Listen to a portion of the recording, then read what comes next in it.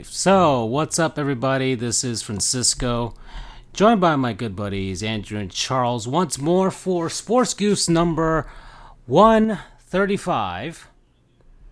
So, there's actual sports happening. We're going to talk about it. Want more? What? Andrew sounds far away. Yeah, he sounds really far away. No. That was the last episode. I don't think we're live on Twitch yet. That Charles said it was. Because I see it. Yeah, we're on Twitter. So yeah. we're on something.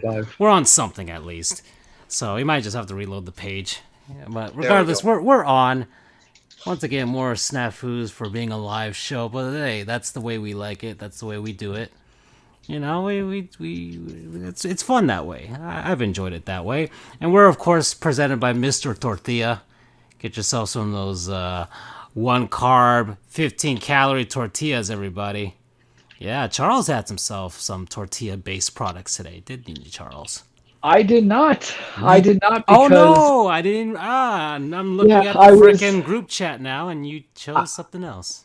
Yeah, I was contemplating it, but what happened was I was in my town by like 5:15. It's about 10-15 minutes out my way to get the tortillas and the burrito, and then it started raining, and this is a truck, so you're on the outside. So I decided to go to our fast food gods at Wendy's for my dinner, and I do not regret it at all. Same thing too. Got the same meal as last time, the honey hot chicken, and nice, very enjoyable. What I did enjoy was Andrew once more trying to broaden his horizons by asking all the right questions with regards to Mexican delicacies, if you will.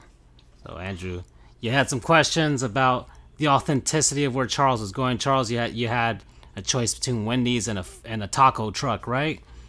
Yes. So, by the way, where's this taco truck? Like, where is it located? Like, is it like outside your office building? Is it it's parked out there? Well, it's like 10-15 minutes from my house. Oh, okay. Further away from my office. It's just it's one of those taco trucks where it's in conjunction on a how do I want to say this? It's just in conjunction. You know how there's like a Quickie Mart or a Mexican shop? That's where it is. Like they're in cohesion together, in collaboration.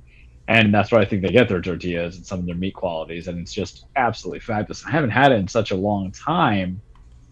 I was craving it. And then Andrew had asked me if, they're better than like Moe's or the other establishments. And absolutely. So anyone out there, I would tell you, get the truck burritos or tacos, because there's something about not being able to wash your hands that adds the extra enhancing flavor. But jokingly aside, it's better quality. I don't know, either meat or better quality grill that they use, gas, propane, whatever you want to call it, but it tastes a lot better. It's good, man. There's so many in Miami as well that it's unfair, so there might be more bad duplicates, but at least for my local area, that's where it is. And I like Moe's. We're not attacking Moe's. We've non-sponsored them before, so there is definitely no attacking there, but it is as authentic can be, right? Yeah, I mean, like I said, as much as you can get out of a food truck, but hey, man, food truck food is good. I'm telling you that. Food truck. I need to go to a food truck thing. I really need to go to another food truck like event or something like that. Just one of those. I gotta look online and see what local city or plaza or what have you is having a food truck event, because that's always fun. You get that variety of a little bit of everything. Yeah. And mine's the taco truck. That's what I call it, or it's like the red taco truck in Martin County, just to give some formality to the name. Okay. All right. So yeah, but and we discussed anything that's become a chain has already lost its, I guess, authenticity to the original it's sold stuff. Out. Yeah. It's I don't want. It's of course it did sell out. You got to Americanize itself. It's not really selling out because it's impossible to maintain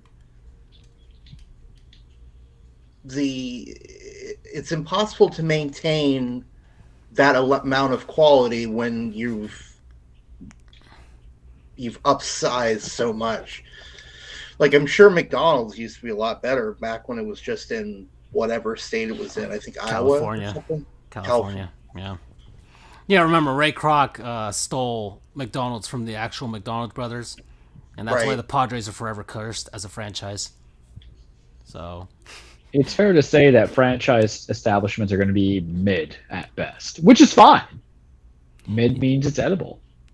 Yeah, and I think to Andrew's point as well, you're a franchise, so you can only deviate so much because you have to make a one size fits all thing for every single part of where you're selling your stuff. And then look, we've heard the stories of international places might having better quality basically because they have laws that say, hey, you can't sell cardboard to people and call it food like we do here. So there's that, but for the most part, it's like it's a one size fits all. Here's what we got. You make the food. This is the assembly line. Make it as is. Don't deviate from that. And only now has McDonald's and other establishments are kind of getting into, hey, you want to learn some life hacks with our food? Try this secret menu, which is basically like, from what I've heard, is do-it-yourself type of things, where it's like, okay, if you buy one of this and you buy these two, which I think is a way to upsell you more stuff than you need. He's like, oh, do you want this type of burger? Well, if you buy a number 1 and a number 2 and you just change these ingredients together, and you'll get this. Which, it's all a ploy. It's all a ploy just to sell you more stuff than what you need. And then you have extra stuff that you don't even want to eat on the side. So it's like you're wasting food at the same time, and you've paid double, which is not good. Or you could just take it home. I've been thinking about this for quite a while. We can tell. McDonald's is never going to sponsor us now, and that's okay. We accept that. I know. It's fine. But, yeah, that's kind of been on my brain lately with regards to our food goofs topics here. But we got sports. Baseball is back, everybody. So the players are back at spring training. Things, wheeling and dealing is happening right now at a very pretty fast pace. There's a few notable free agents that haven't signed and thus haven't traveled to Florida or Arizona for spring training just yet. We'll see. Marlins fans are pissed off because it seems like we're not doing anything. Even though our owner is saying... trade for a guy? Who? I don't know who we traded for. That we got from the Reds? But it sure wasn't Nick Castellanos. It's what every Marlins fan, who everyone Marlins fan wants to get. He's from Davie, Florida, so he's from down here. But I don't know. Some fans that know a little more analytics are like, well, his hitting metrics don't really play well to a pitcher-friendly ballpark, which is kind of the thing that kind of screws the Marlins up. It's like they play in such a massive ballpark, which is massive for no reason other than to be massive, that it's really going to scare a lot of hitters away. Like, why go there and screw up your numbers when you can just go to Philly or New York?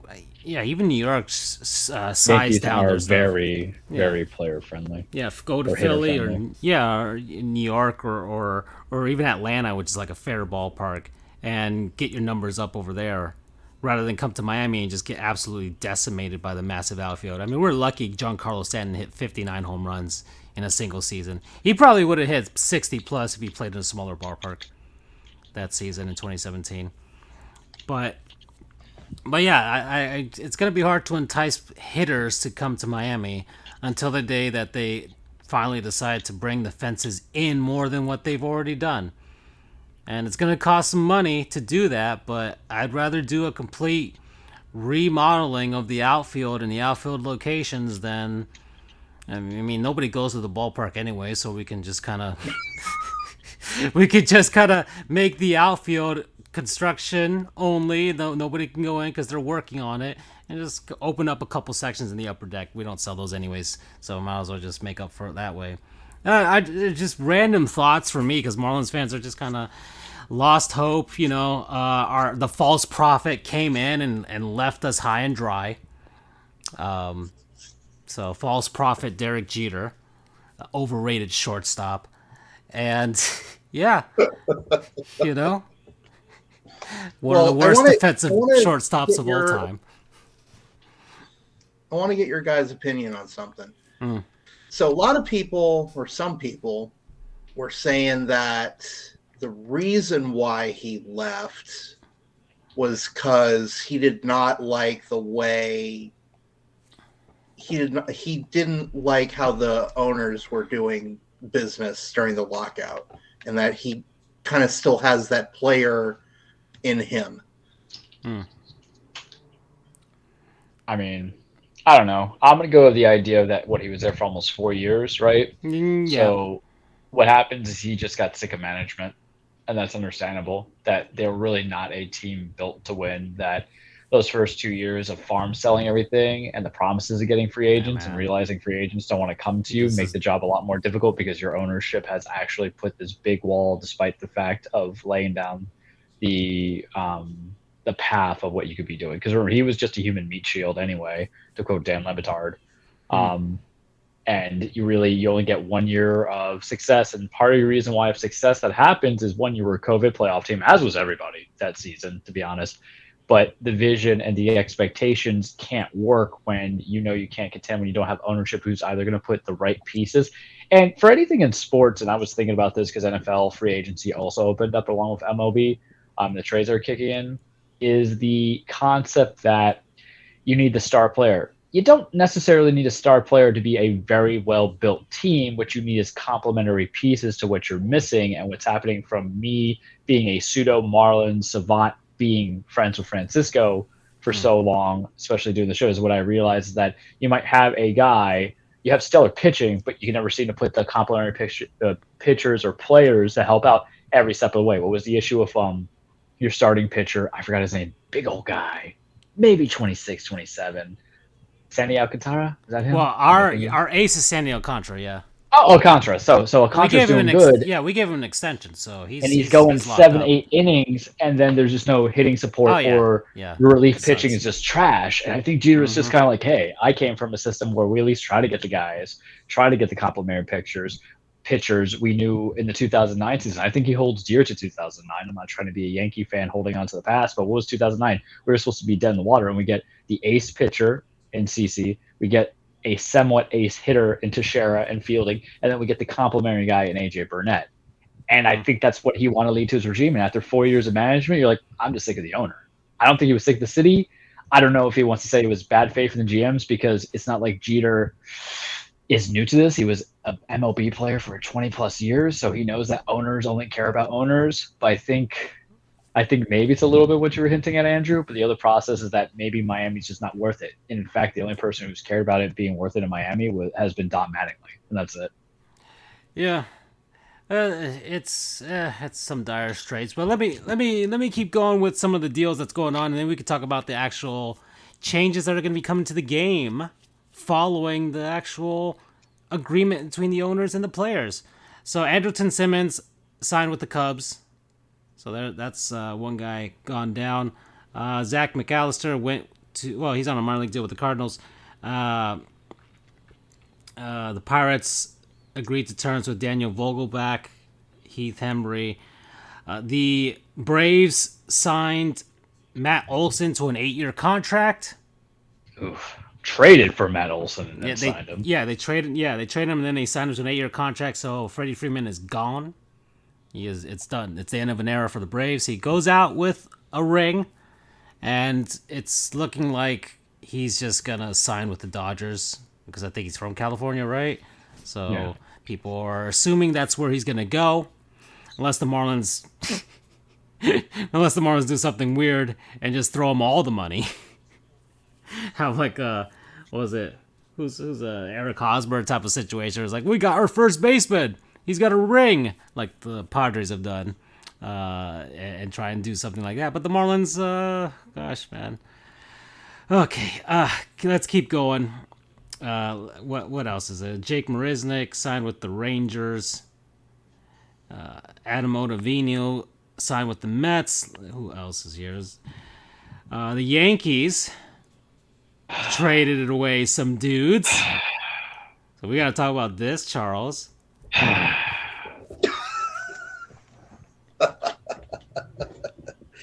You're too funny, Charles. All right, Charles. Do you miss him? Do you miss Gary Sanchez already? I am so happy Gary Sanchez is gone. Like, literally, we went through 2 seasons of Gary Sanchez hate. Yeah. And it was 2 seasons of Giancarlo Stanton support. I was for one GS and against another GS.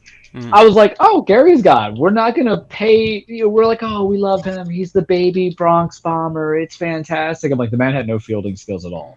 Not one, but 2 of our star pitchers throughout the years have said, we don't want this guy to be our catcher. So when Garrett Cole was pitching, it's Kyle Hishigoga. When it was CC Sabathia before he retired, it was Kyle Hishigoga or whoever else that we had on there. Gary Sanchez is just a catcher by position, but not by heart. What he is a future DH. But the problem was, guy just hits like 197.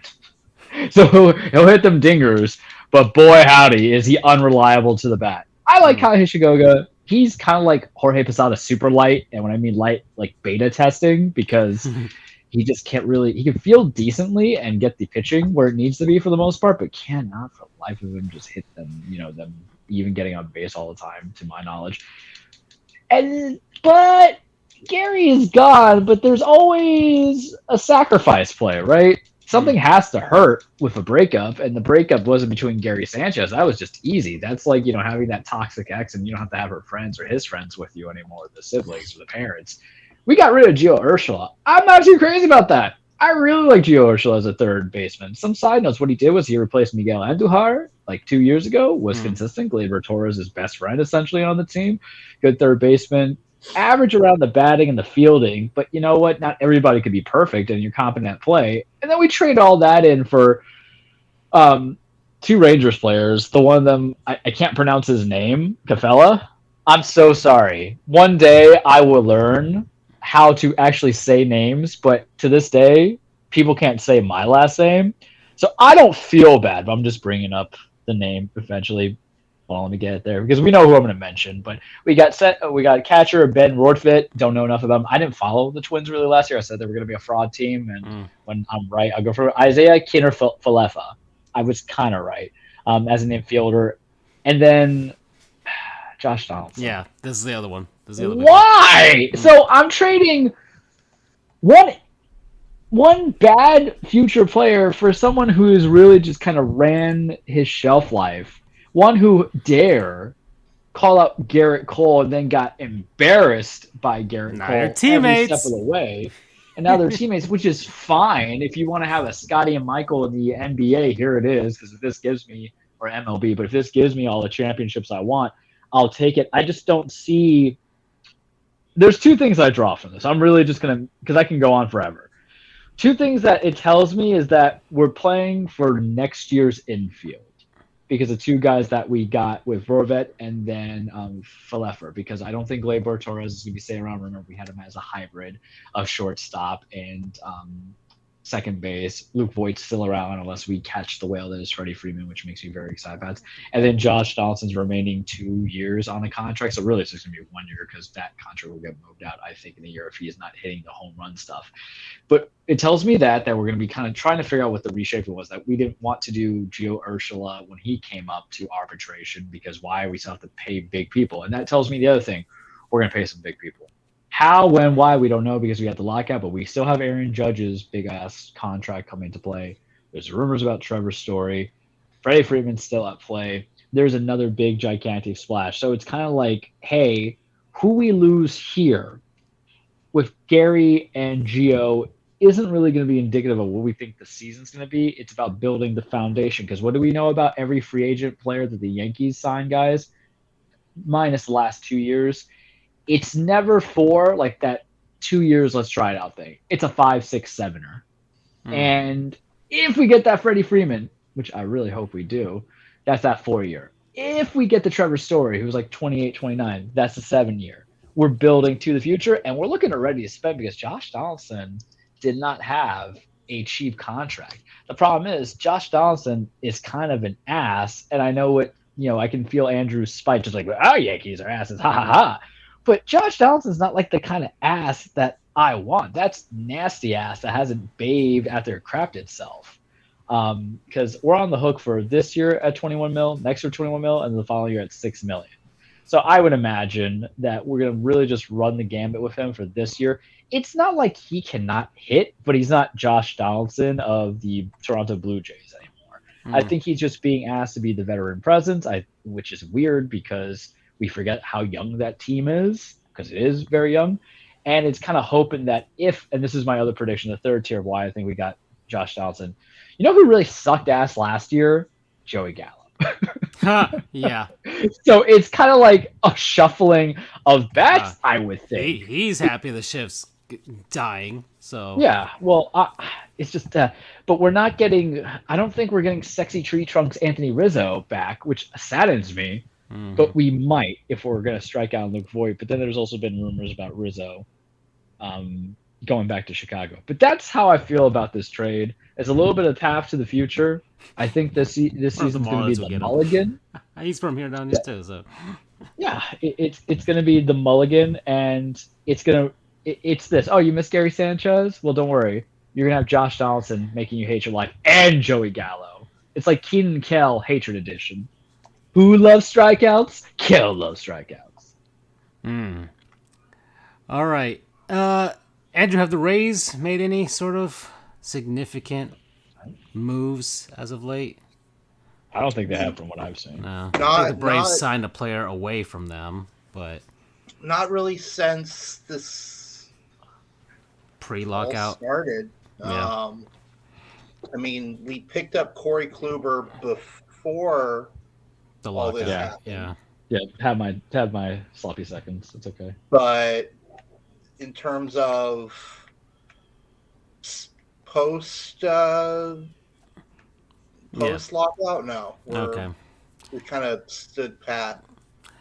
Well, I mean, you locked up your star young player, so that's basically what you guys have done.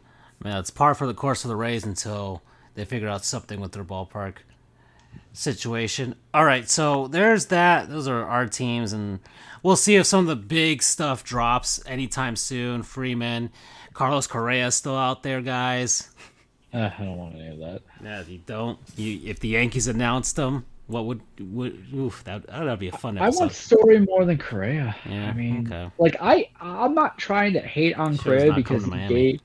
Yeah, it's just like how Altuve gave us the middle finger post-Can season. Correa's going to do the same thing too. It's just pay Aaron Judge, man. Get it done. That's really the focal point for it, because I was speaking about this in my paralegal earlier, because he's a Braves fan, so he was very distraught he was accepting Matt Olson in that sense. But Freddie, the thing about Freddie is he was your face of the franchise. He sells tickets, he sells merchandise. Ronald Acuna doesn't do it. I don't know any of the other players, and the only other thing was Marcell Ozuna, who's now face of a prison cell and a jail inmate. So there you go. He's the one that got arrested for the DV, I think. Yep.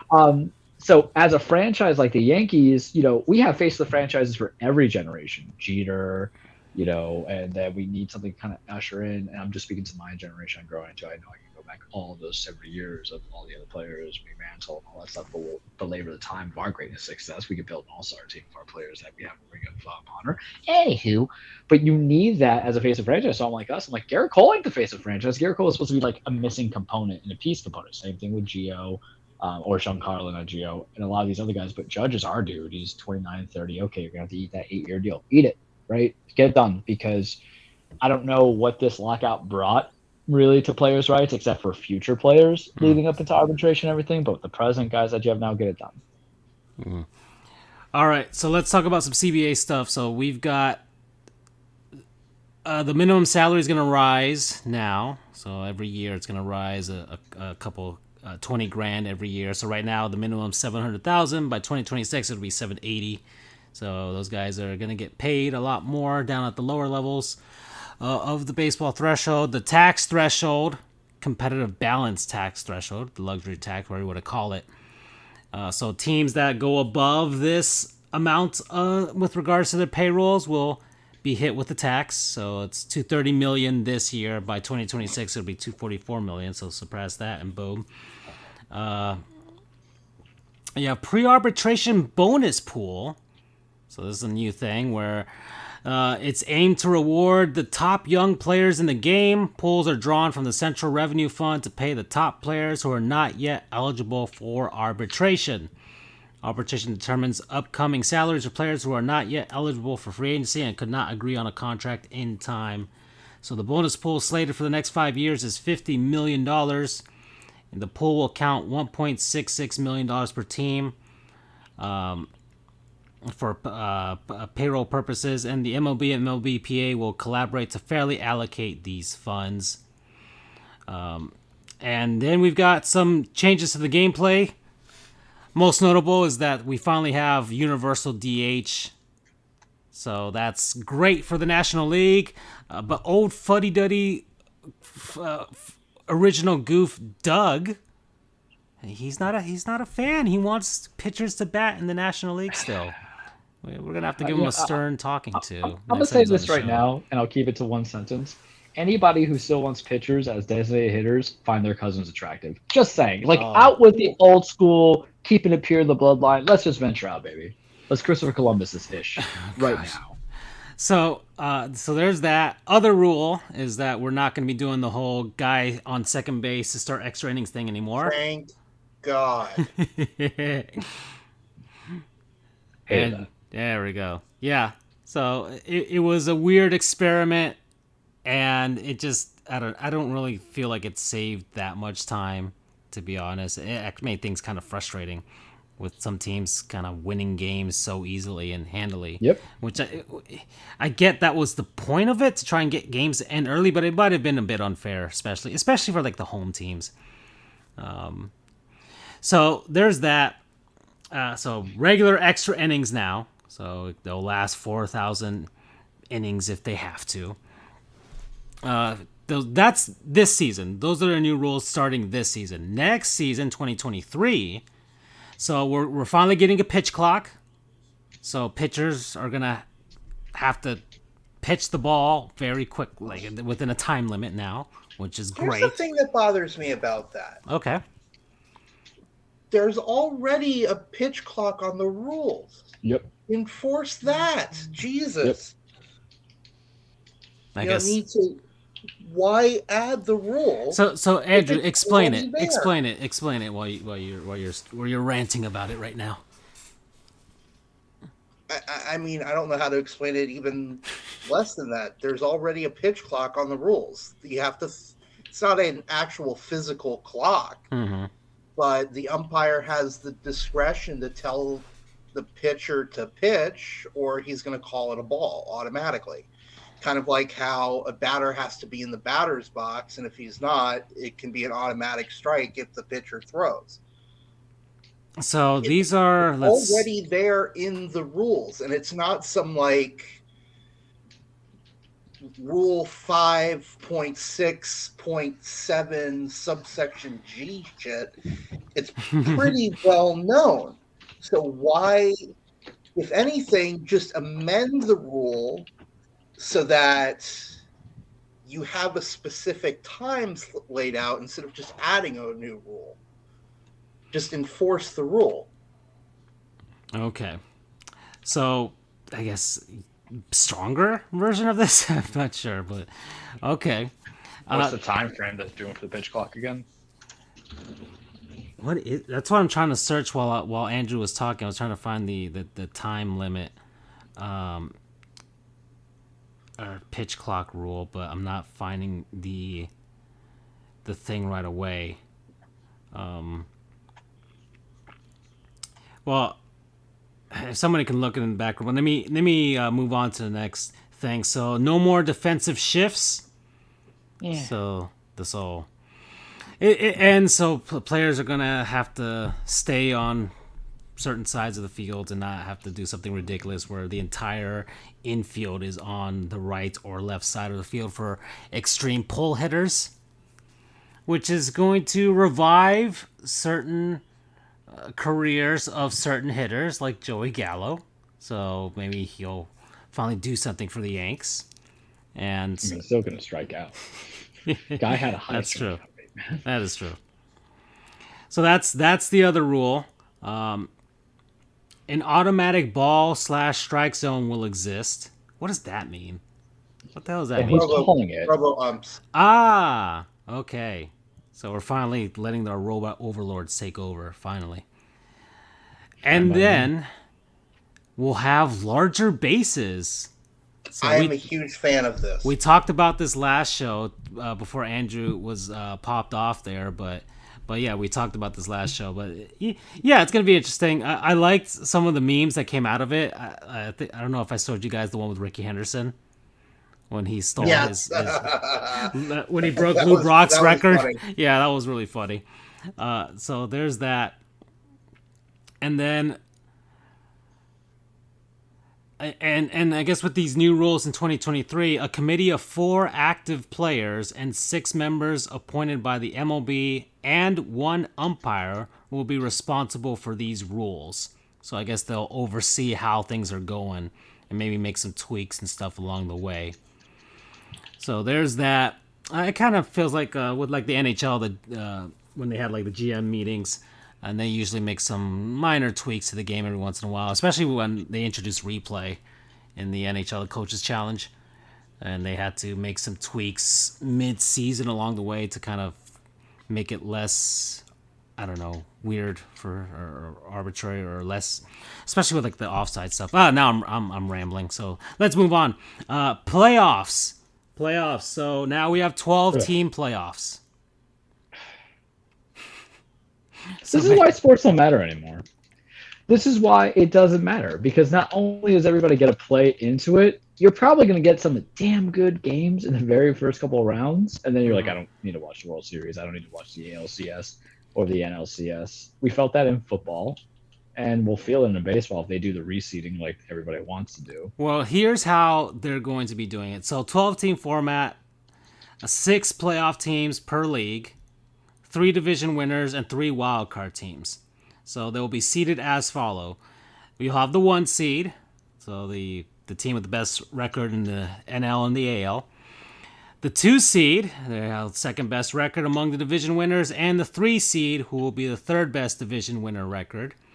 And then you'll have the wild cards 4 through 6, and it's the 3 best records among the non-division winners in order of record.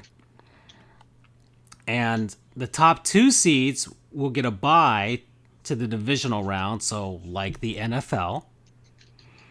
How will the 2022 playoffs format differ from previous years? So there will be 1 extra playoff team per league competing in the playoffs. Additionally, there will not be any tiebreaker games to determine playoff teams during the 2022 season. So the wild card round, the number 3 seed will host the number 6 seed in a 3-game series, and then number 4 will take on number 5 in a 3-game series. Then those winners will move on to face the divisional round, where the top seeds from the NL and the AL will be sitting there waiting. The number 1 seed hosts the winner of the 4-5 series, and number 2 will face off against the 3-6 series winner. So that's how it's going to go. So it's basically NFL. Have they basically gotten rid of divisions, though? It sounds like it. If you're telling me 1, 2, and 3 is just going to be based off of, you said the best record or the best record in each division? I missed that part. So 1 through 3 are the best division winners. So the East Central and the East Central and West, but the number 1 team in the AL and the NL, they get a bye week to the first round. Like, it's basically NFL format. Yeah, that's what it is. It's the NFL format. So it's the same as the NFL. Was it 30 teams in baseball without them expanding to Canada again? 30 teams right now, and we'll see. You know, they're probably going to expand to 32 at some point. It's only natural. It's looking that way. Nashville's making a big push, and Montreal is looming in some sort of way, shape, or form.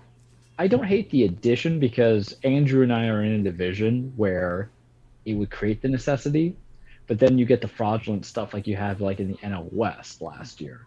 Like the AL East, I can tell you. Yankees, no, NL West, the Giants were Tampa, the Giants. No, it was the. I'm talking about the Padres as fraudulent. Because that's the thing. We are in a division with those 4 teams. Like Toronto's coming up. Tampa could come up if they don't give the fire sale. Yankees are the weird transition, and I don't know with Boston. In of itself, because I just can't. I hate them. So there you go. I hate Alex Cora so much. But that makes sense to have all those fine quality teams getting a chance. And then on the NL side, it's like, okay, but what are we doing this in chain reaction? Whereas the Central was trash, the NL East was trash, and really feels like it's a safety net to justify the biggest money that was spent, which was at the NL West. So let's take a look at all those teams. Just to kind of contextualize this a little bit more. So going by last season's records, how would the playoffs have ended up in this format? So in the American League, the Rays were the number one team. They would have had the bye. And then you had the White Sox and the Astros as the two division winners. Okay. Trash. So those were the two division winners, and then the wild card teams would have been the Red Sox, the Yankees, Trash, and this would have been fun and at least a nice story. The Seattle Mariners. Yeah, okay. I can get behind it. Still don't understand the run differential. How you could be that good. So the Mariners would have offensively. So the Mariners would have faced the Astros. Or would it have been the Astros? Yeah. Right. The Mariners would they would have the 6th seed, and then the 4-5 seed. Oh no! It's the two division winners have to go, right? So it would have been the White Sox versus the Mariners, and then the Yankees would have faced the Red Sox. Either way. So that would have been that. And the NL would have been the Giants would have been number 1, and then the Brewers would have been the number 2 seed. The Dodgers at 106 wins would be facing off against the damn. Man, the NL was not great. I'm realizing last year. That's my point. Yeah, they would have faced off against the Phillies, who were at 82 victories last year. And then it would have been like the Cardinals a lot of money versus was spent. The Braves. Yeah. So that's what it would have been. But hey, it gives a team like, I don't know, the Marlins a possible chance to at least make the playoffs. And guys, we all know what this is for. It's to sell tickets. Yeah. It's to sell playoff tickets. It's to make us care about the season for a lot of us fringe franchises when September comes. Because if you're like, I don't know how many more. If you're like, 60-60 going into September, you're going to be like, well, at least we have a chance. We just need to win half of our games and we might have a shot at the playoffs to end the season. So what you're balking at is hoping that you can change baseball playoffs for ratings into March Madness. And I'm not trying to tie it in to be cute with today's relevant times of sports, because March Madness is going to begin shortly in a day or so. It's the idea that people will watch, the casual viewers are going to watch on TBS, they're going to watch on Fox, are going to watch, those other teams because maybe they believe in the underdog, or maybe it brings in the fan base, or maybe people want to know because what do we do? Fantasy everything. So sure, but that's the only way I see the appeasements besides what we already talked about. It really has, and really it's going to be it's going to be a real test as to the parity in baseball. Because, like the NBA is probably the best example of when you have a 1 seed versus an 8 seed, and you sure as hell know that 8 seed is not going to be doing much of anything. Okay, you only get it's only like once in like every 30 years that you get an 8 seed that somehow upsets a 1 seed. So you've got that.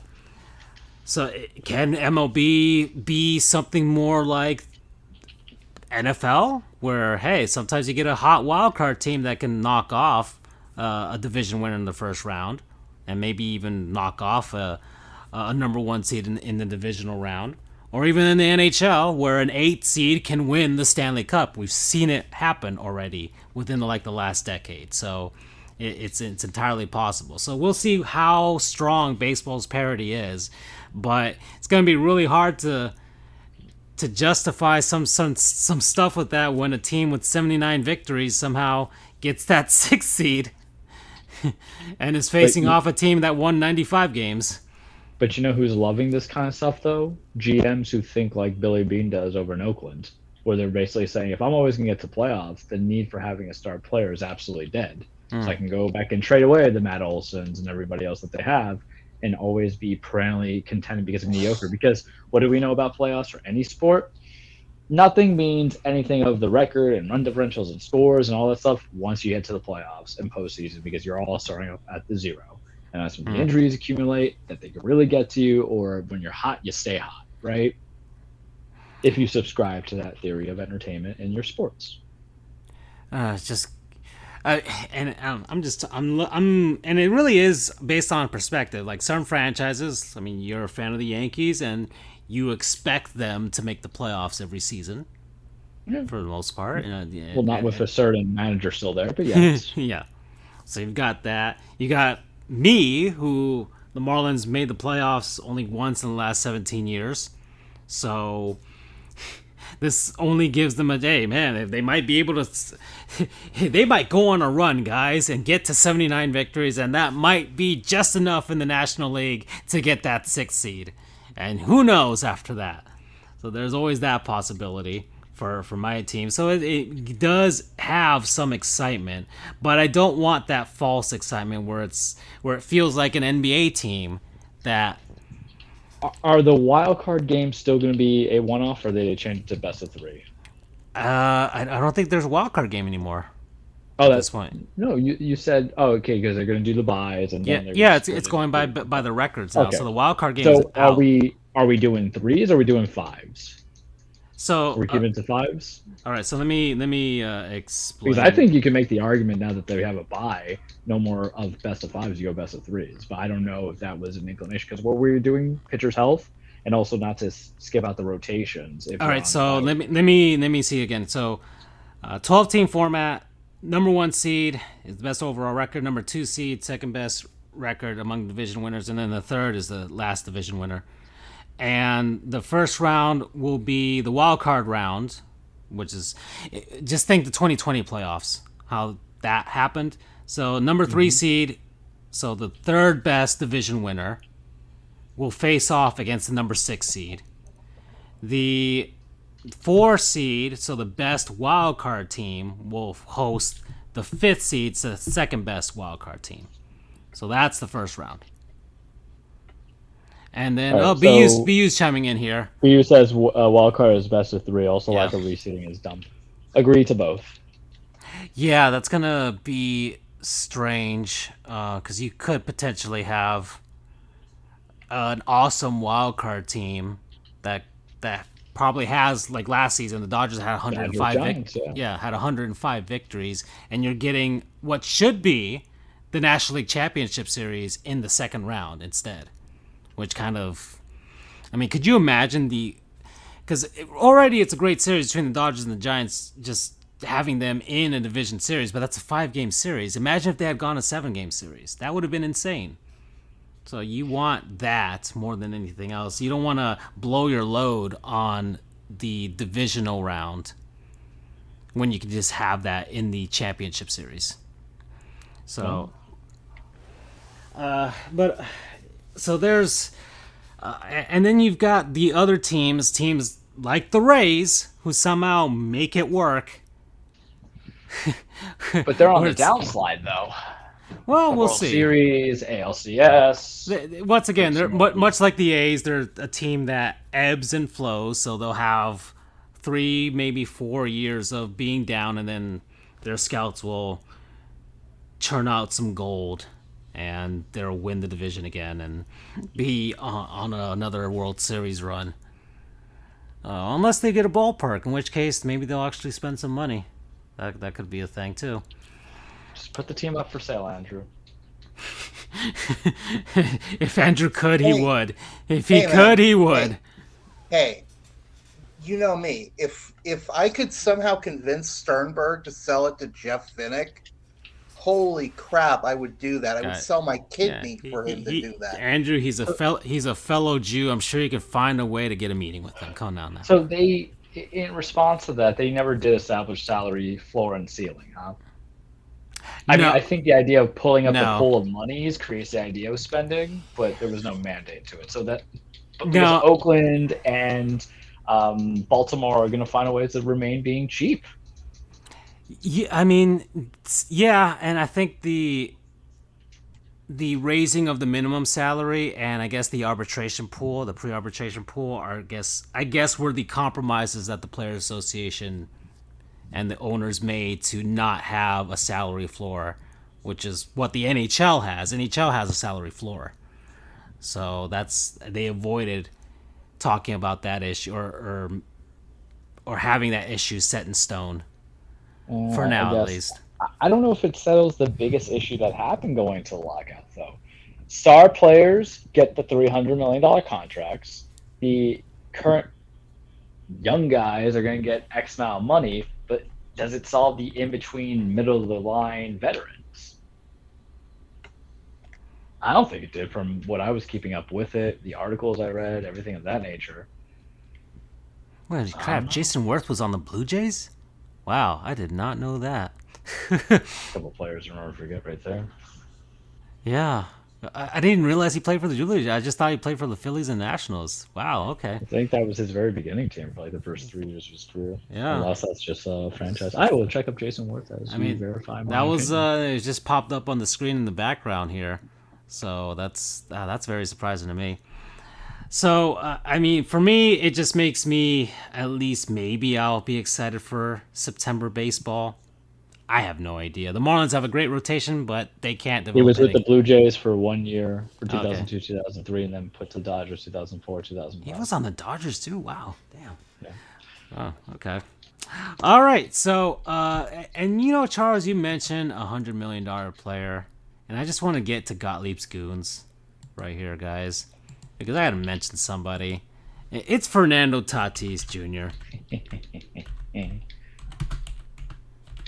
The cover athlete for MLB 21 The Show. And all the young men in sports in the future for the next 13 years in baseball. Yeah. And you know, the premier bat flipper in baseball. The guy who was supposed to bring baseball to be fun again. Breaking the unwritten rules that the Texas Rangers hate so much.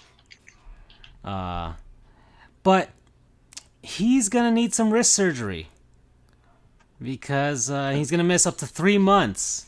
3 months for the San Diego Padres. He is an idiot. Yeah, this man is out here riding motorcycles during the lockout. And he suffered an injury. And I think and it was weird in the lockout when players trying to nurse their injuries, because I don't know if there was a certain rule set for how, like how much access they could have to team doctors and things like that. I don't know what. I don't think they could have any. Yeah, I didn't get any sort of definitive answer if there was some sort of like at least compromise to seeing some, or maybe if they were like private contractor doctors, maybe they could see them and they're not actual team doctors. I have no idea. But regardless, Tatis Jr. got injured during a motorcycle accident of some sort during the offseason, and it's affected his wrist, and he can't play right now. So he's a motorcycle accident. He fractured it, I think, and he didn't go to get proper medical care to begin with, correct? He just assumed everything was good?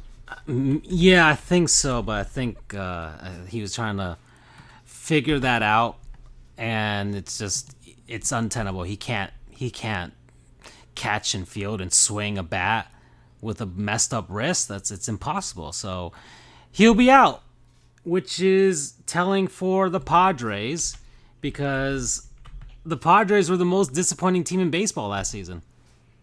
They were the Padres. They were the Padres. They were the most fraudulent team in baseball. Let's see. So Bob Nightingale, who was weirdly enough the real MVP of the MLB lockout. The surprise redemption story of former Gottlieb Goon, who, because I say former Gottlieb Goon because I feel like when you, and I'm gonna make him a real MVP for what he did with his coverage during the lockout. When you have one of each, you negate it and you just break even. So to zero. Yeah, he's a normal human being now. So Bob Nightingale, of all people, brought bagels to people. He was feeding the people, feeding the fans, waiting for a decision out in Jupiter, up till like 3 a.m. reporting on it. I mean, my goodness gracious. So yeah, Bob Nightingale, real MVP. But the Padres, I think there was like a video of a bunch of Padres players trying to get on top of a golf cart out in Arizona, and the golf cart almost like flipped over, which is so dumb to think about, because you guys are fueling the memes right now, especially because it's a golf cart. What is the number one insult to teams that don't make the playoffs. They're going to be going golfing by October. So why would you do this? And of course, on a vehicle, and your star player got injured because he was riding a vehicle he probably shouldn't have been riding.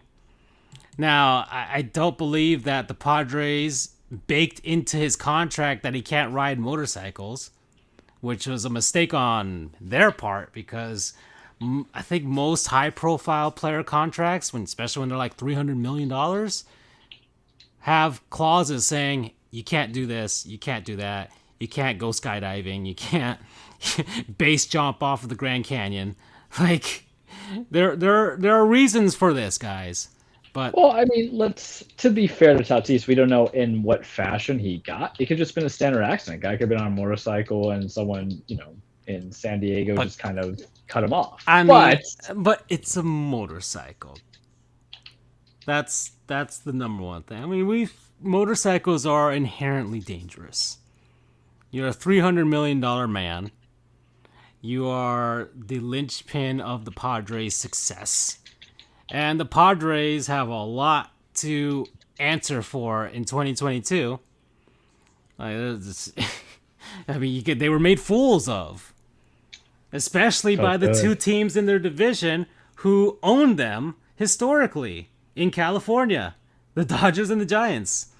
So, especially by a certain 32-year-old attorney on a podcast who at the start of the season outright said they were crap. Sorry. Mm-hmm. Sorry. I'm just saying, Gottlieb's goons. He's a goon. Fernando Tatis Jr. Man, you gotta be smarter than that, my dude. I'm just saying. All right. What else do we have here? I've been trying to mark goons and MVPs during the group chat so we can remember them. Let's see. What else do we have? I'm just trying to go down here. A real MVP to Mike Tyson, because I sent you guys in the group chat. He's got a lot of these athletes, especially in California or Colorado, have been cutting deals with various weed and marijuana companies with their own wraps and flavors and whatnots. So Mike Tyson came out with his own brand of edibles. Let's see, what are they called? They're called Mike Bites, Tyson Mike Bites. And they are in the shape of ears.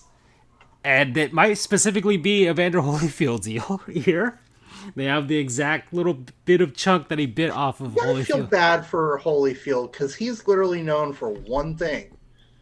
I wouldn't say that. No. No.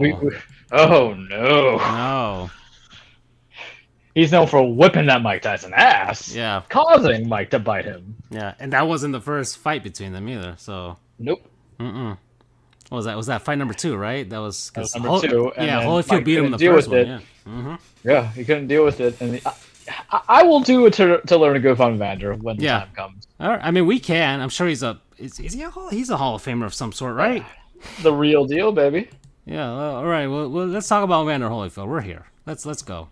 All right. So Evander Holyfield, basically, as Andrew said, for our generation, might be most notable and known for having his ear bitten off. Everybody knew about that.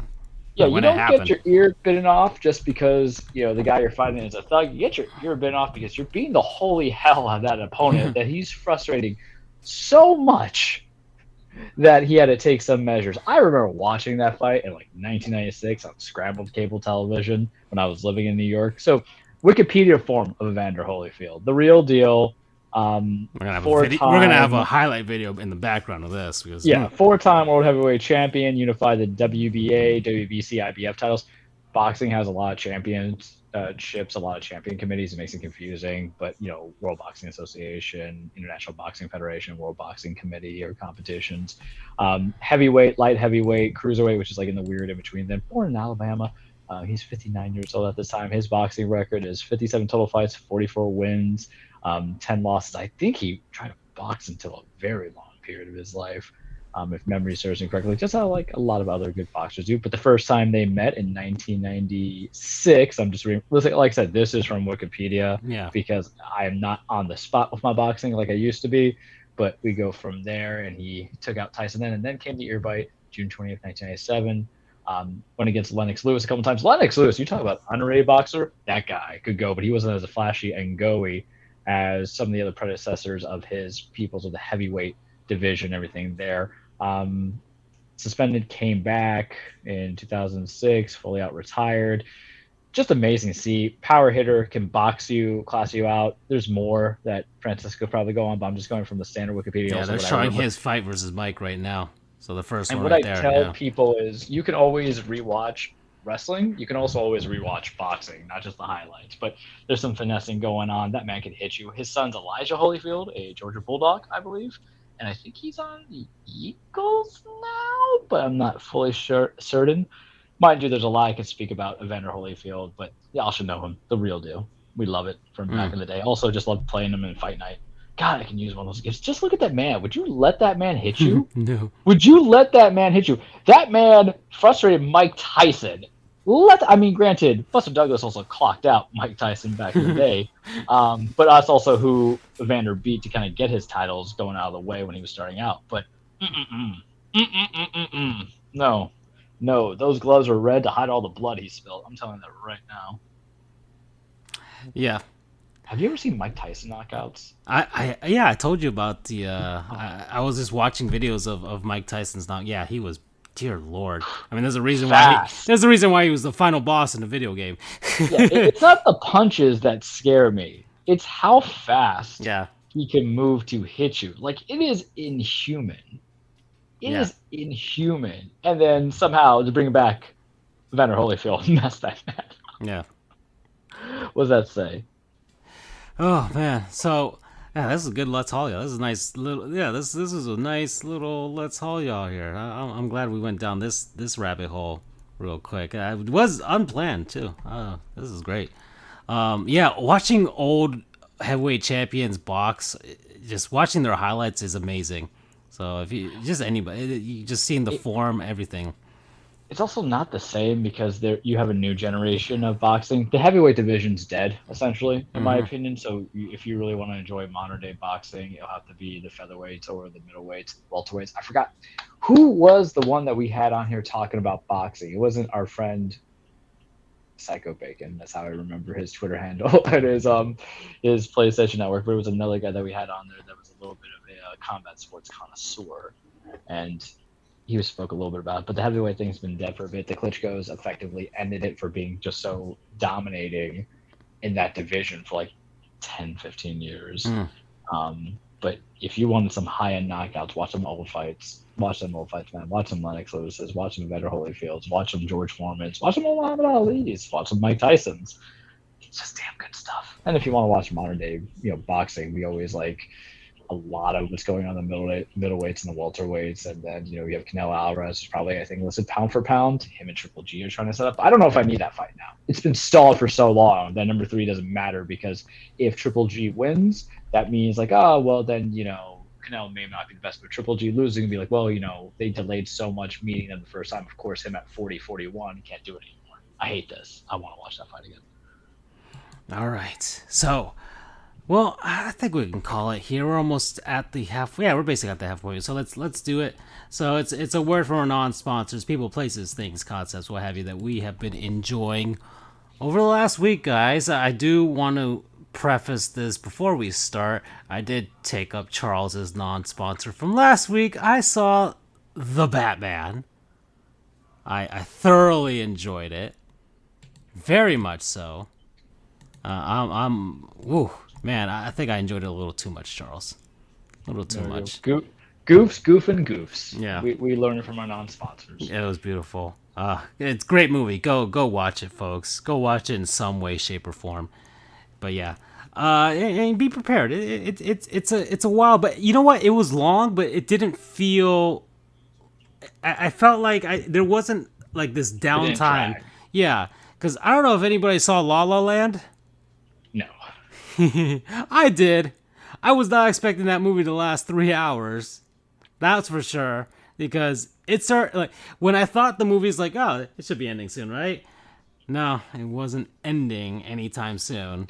Music, fantastic. I like the music, but there was a sequence there. It was like, did we really have to go through that? Do we have to go through a dream sequence, really? It's a musical. I get it, but still. Anyways, who wants to go first? I've been going the last 2 weeks, I think, going first, so. Anybody? I can go first. All right. So, fellas, there's people in this world, they get to have many delicacies. They're getting, beer or whiskey out in Ireland, food in Portugal, living their best life. But for me, sometimes living my best life is trying a food place that I know about that I haven't had in quite some time, like 2 years and change to be sort of it. And then you be pleasantly reminded, like, damn, it's actually pretty good. Damn, we should bring this into the rotation. My mother got for Christmas gift cards to the Outback Steakhouse. She can't go there because she's allergic to a lot of something they make it. So she's like, "Oh, you want this?" I'm like, "Yeah, sure, I'll take a free lunch, $35. Hell yeah." So I went last Wednesday, and in the words of Crocodile Dundee, crikey, because I forgot how good that was. I remember the last meal I had there 2.5 years ago was the fried chicken, which is very tasty, but that's not what I came into it. So I was like, I had a hankering for some food. And I don't think I've ever had their steak before. I'm a steak kind of guy. How do you take your steak? I do it rare, probably like Crocodile Dundee did. And I was like, all right, we got some, gift cards. We can get some appetizers. Got the blooming onions. Whew, delicious. It's so good that you should stop, but you're not going to stop. And then I got their typical sirloin, 6-ounce rare with a vegetable medley and rice. And buddies, I got to tell you, that's a damn good steak. Had a little bit of a crackle to it. I don't know if they use the kind of pepper, but it sealed in the heat, which there's nothing worse than steak that is rare that does not seal in the heat, because then you just have some rubber shoe soles that you're eating. And one day you boys will join me on rare meat if you have not had it before. I'm not talking about the rare meat diet. I'm just saying rare steak when you go out. But I know it feels funny because we were just literally, speaking to Andrew about commercialization and franchise chains. But there's a reason why they're franchise chains, because there is a modicum of success that came into it. I like their Arnold Palmer that they had. I like the steak. It was very affordable. The total came out to like 40 something. And then with the gift card, it was only like $12. So you tip the waitress the same amount of what's left over. So she got a good tip from there. But that blooming onion, that Outback sauce, that I think it's a pepper seasoning on my steak. I'm ready. I'm going to go back to it. And I know what you guys might say, Charles, Outback? What do we know go to Outback for? Well, everything is like deep fried there too. So just hear me out. If you want to aspire to the I'm not here for a long time, just a good time way of logic of food, you got the blooming onions deep fried. You got the shrimp that's deep fried. I've got the steaks up right now on the video version of the podcast. The steaks are not deep fried, but I bet they would try. They have baked potatoes in there. They have the shrimp, not the shrimp, the chicken that's really good that they kind of deep fried it with the sauce on there. They got some healthier things. I don't care about healthy to a degree. Like I have Wendy's coming into this, so you think outside's pretty, inside I probably have to go see a doctor. But when it comes to food, I ain't taking my stomach with me when I die. So highly recommend going back to the Outback. And there's certain things in life that you revisit that you say, maybe I should have given this more of an opportunity. So for you people in Portugal, have your meals. For you people in Ireland, have your meals. For you people in Miami, have your meals. But you people in like local places like me, Martin County, that kind of Treasure Coast area, have your Outback. You're in River County, have your Outback, because crikey, it can kind of be affordable and damn good and damn delicious. So that's my non-sponsor promo code. Would it be long? If I just say crikey, I'm gonna go crikey again. I'm like crikey. There you go. Oh, you should have said stingrays. No, I'm respectful. All right. Okay. I guess I'll go second here. It's kind of an odd non-sponsor, but spring cleaning. Okay, the general concept of spring cleaning. And let me explain why. Hey, so we people, places, concepts, what have you. Spring cleaning. Okay, right. Sure. So it's a philosophical concept. Why is I was going through some old boxes of mine, just after the bar and everything. I decided to fresh start, clean my room because it got a mess. neglecting certain things while studying for the bar. So I was trying to get some normalcy back. And one of the things I decided to do was to go through, like I said, go through some old boxes, see what I could get rid of. Some of the stuff I found I was surprised it was still there. I was finding homework assignments that I did back in the 3rd grade. Oh. Okay, so you're a hoarder. That's exactly where I'm coming from this. Oh, no. Yes, sure.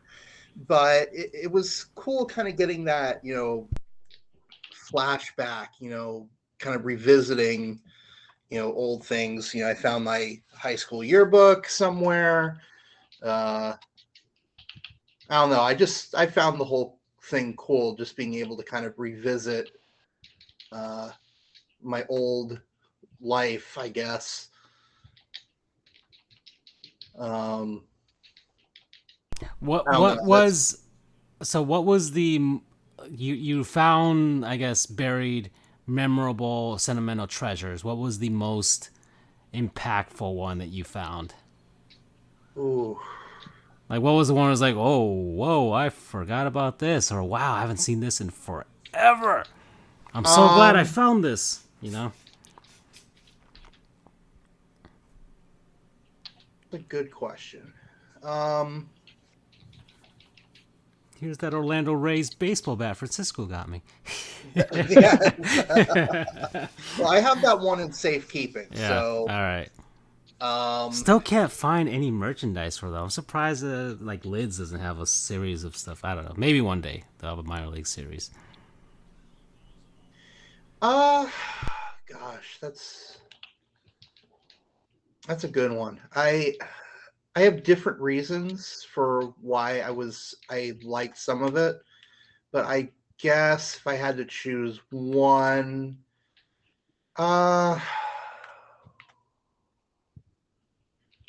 probably an assignment I did on Harriet Beecher Stowe back in 4th grade.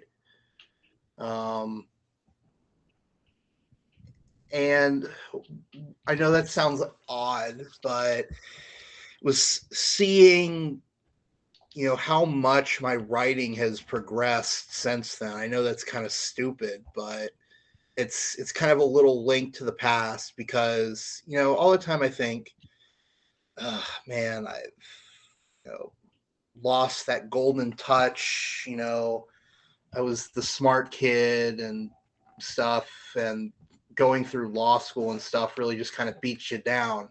Yep. But just to kind of see, yeah, you haven't lost too much of yourself in all of this hell. Seeing the high school yearbook was fun because I got to see myself when I was on the swim team and I was actually in shape. So that gives me a little bit of a motivation to, get on the weight loss thing again to see, hey, I actually looked good at one point in my life. But yeah, that writing assignment I did probably the most memorable for me. Yeah, so spring cleaning, I highly recommend it.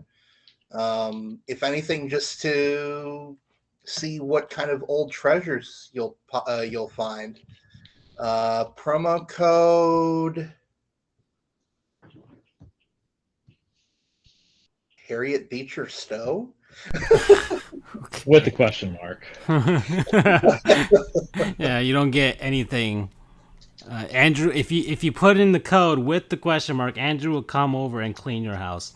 And then read you his thing on Harriet Beecher Stowe. Yeah. Okay. Well, mine is pretty simple this time, guys, but it's something that I've been enjoying this way too much. But so this confounded diet, I'm teetering 180, 179 now, Charles, and everybody else out there. So I'm fighting it. It's going down. once I actually get. I mean, you're in progress of the time frame that I made. Oh yeah, I am. I don't think I'll get to Taco Pass by the end of this month, but if I can find a way, once I finally get settled down with all this work that I'm getting at work, and I get a handle on everything. Even though I got 2 more brief assignments that came in on me today, which is not going to help. Once I finally get a hold of that, I feel like I'll be good to go to finally get a regular exercise regimen once more. Lift again and all those other things. So that should really trim things down, especially because I haven't been doing this without exercising. So there could be a chance that could really just kick things up a huge notch. But my non-sponsor is sparkling ice. So sparkling ice, flavored sparkling water. I love sparkling waters, guys. I got SodaStream in my room. I got the little spritzy flavor liquid enhancers of all different kinds of flavors in my room as well. But lately I've been pairing, I've been kind of sick of getting plain sparkling water. So I'm like, man, just some of the flavored ones that you see out there, like the Zephyr Hills ones, or even the ones from Perrier, they have flavoring to them, but it's a very mild flavoring. Sometimes it tastes like, when you wash out a Gatorade bottle and you fill it back up with water, and you have that aftertaste that's still on there. It's pretty nasty, right? Sometimes those sparkling waters taste pretty nasty, but not this one. Sparkling ice. I love what these guys are doing. They sell them at Publix. That's where I'm getting them by the bottle, and they're pretty cheap. They're usually like $1 each. You can get like 5 for $5 if you want to. So they're pretty cheap. Bottled water, sparkling water. They have canned caffeine versions. I'm not all about that. I can't be drinking caffeine. My heart's gonna explode.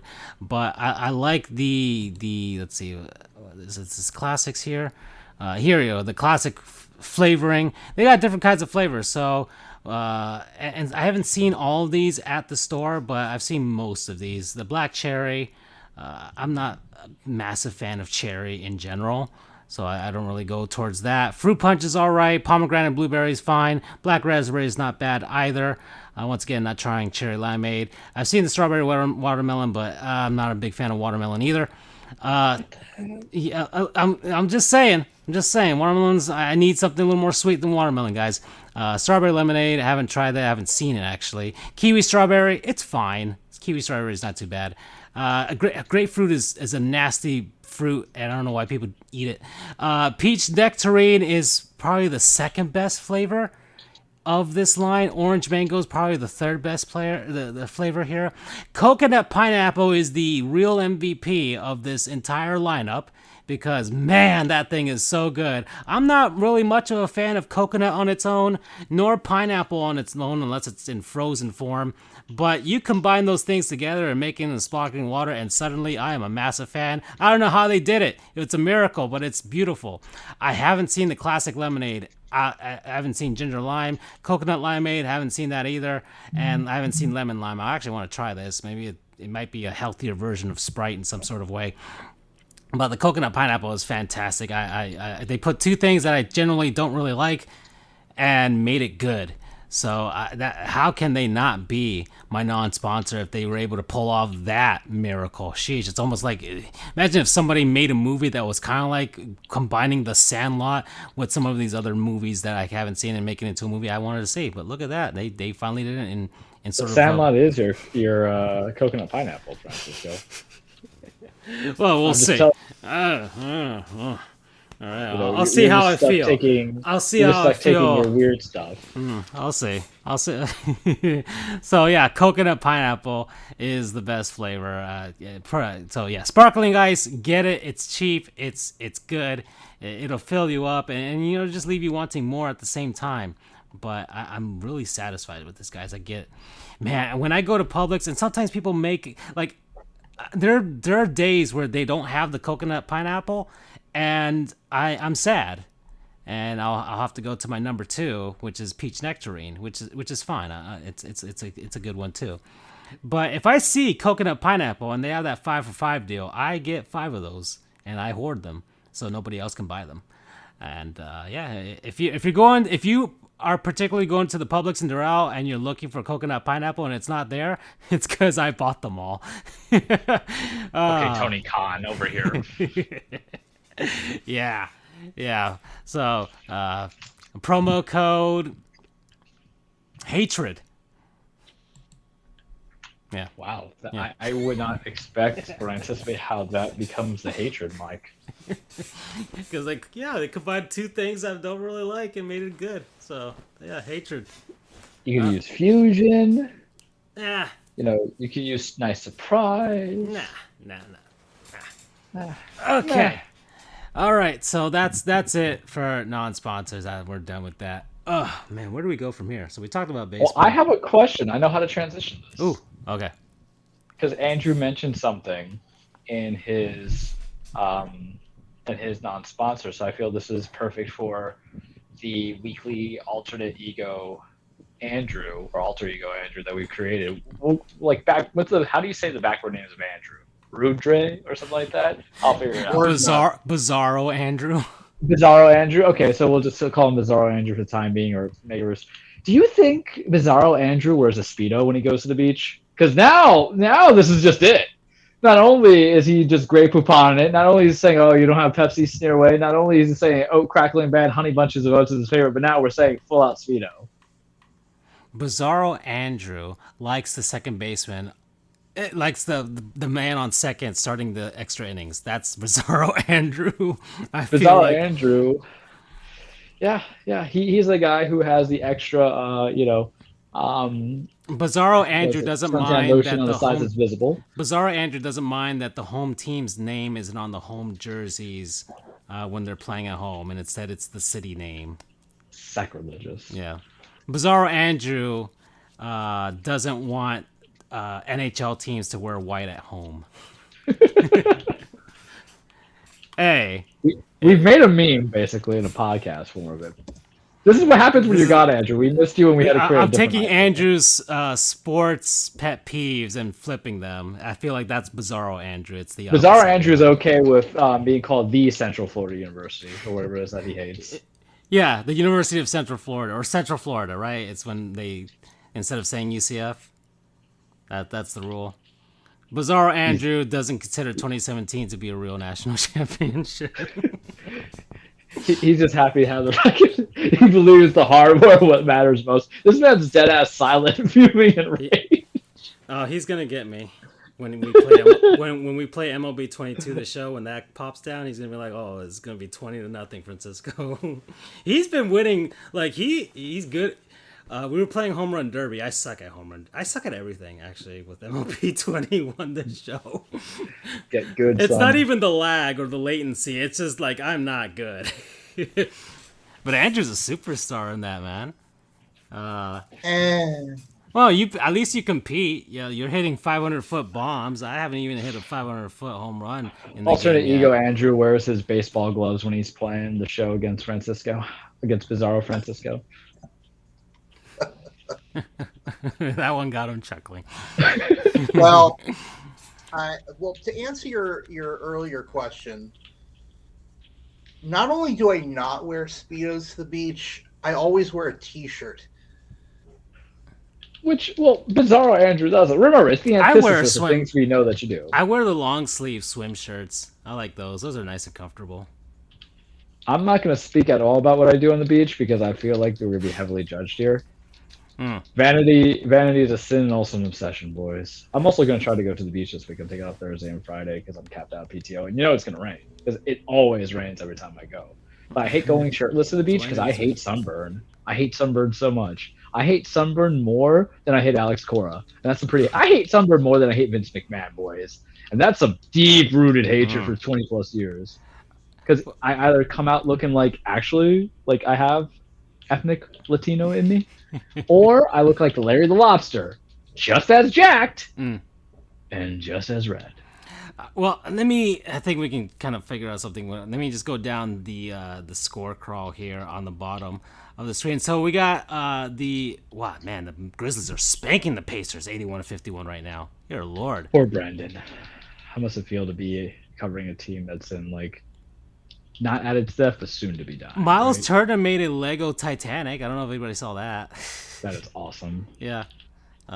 He's on that Lego grind right now. I think he's part of that culture right there. Is it tough to forget that these are young men at like 23, 25? That they've been around the league for so long already. It feels like, yeah. They're drafted at 18, 19 or whatever, and then, they're in the league for like 10 years. Like, oh, they're only 26. I'm like, what? The Brooklyn Nets are spanking the Orlando Magic 86-58 right now. The Pistons are beating the Heat 45-40. Yeah, I know. It's that loss to Minnesota.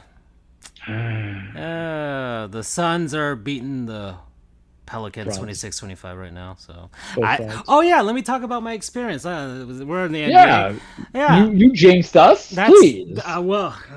Sorry, guys. You want to rub it in thy face? So last week, was it Wednesday? Yeah, Wednesday. So it was the day after the show last week. My boss was in town from Los Angeles, and nice day of work, and he surprised me, but like, hey, let's go. I bought tickets to the Miami Heat game. I'm taking you. I'm like, oh, cool.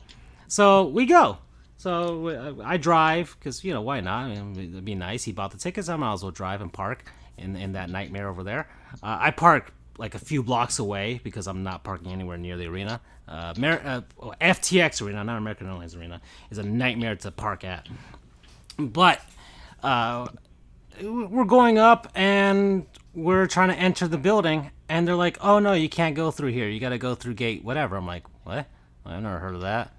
So, like, gate whatever. So we go down to gate whatever, and it's like, in its own little entrance. I'm like, wait, what's going on here? This looks like a place.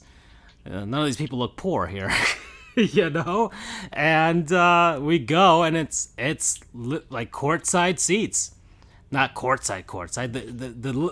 The row behind courtside, but it was on the court because the court was right on my feet. I was touching actual hardwood floors there, so right behind behind basically the Phoenix Suns bench. And this is probably one of the best seats I've ever had at a sporting event, guys.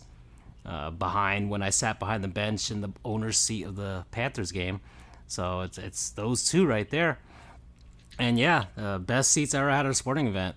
I got to thank he should be my non-sponsor as well, my boss, for giving me inviting me to the game.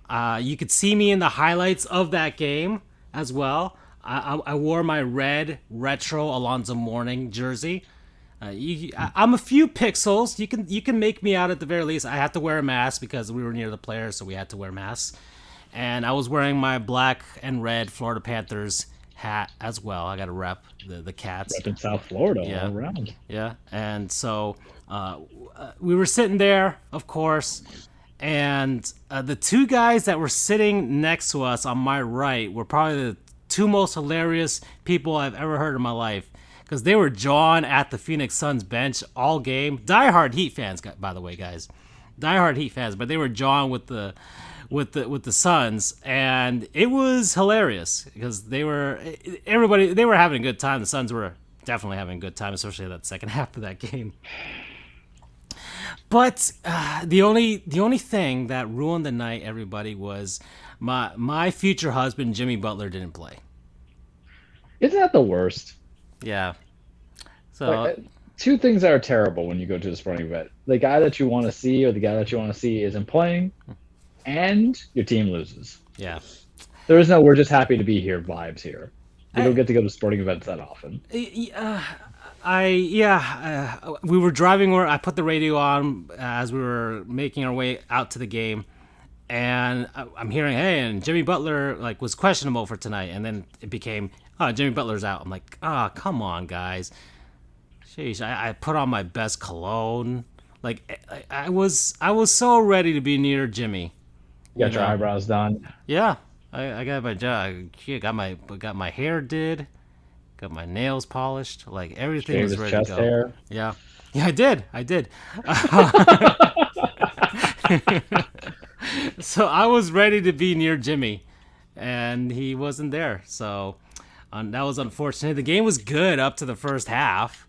The Heat were already down like 2 points or something like that. It was like 55 to 53 or something like that. And they were pretty dominant in that first quarter. Then Phoenix made their way like the last 5 minutes of that second quarter. But man, that third quarter was... I didn't realize the Suns were really good at defense. I haven't really been watching the Suns. I've been following Charles's lead that they're frauds. And I mean, listen, number one record don't mean nothing. So they are the number one team in the NBA, and they definitely showed it that night. But I have to say the seats were incredible. Watching a game in the NBA, man, those guys are massive because they walk right by you. Like I was right next to the tunnel that leads into their locker room, and those guys are huge. Especially DeAndre Ayton, man. Yeah, DeAndre Ayton was there. Ayton, I like him. And they're just huge dudes.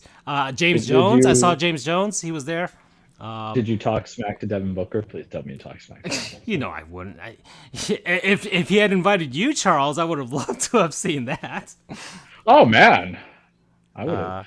I would have called him a Book chipmunk. started the game off pretty slow, but then he was able to get his points. I think he got 20 points in that game by the end of it. But man, that second half, it was garbage time of the fourth quarter. They didn't call an obstruction or an interference penalty or foul on JaVale McGee when he grabbed Kyle Lowry's leg when they got tousled up. Nobody saw it. It wasn't on the cameras. But I was visibly upset, yelling at the refs. You didn't see it on the screen. I wish the camera had panned over because you would have seen me just absolutely livid at the refs. My boss was laughing at me. I'm like, yeah, what the hell, guys? You look at him. Like, oh, man. I wish this was hockey. Kyle Lowry would have at least punched him at the very least, or at least retro NBA pre-Malice at the Palace. I want some of that back.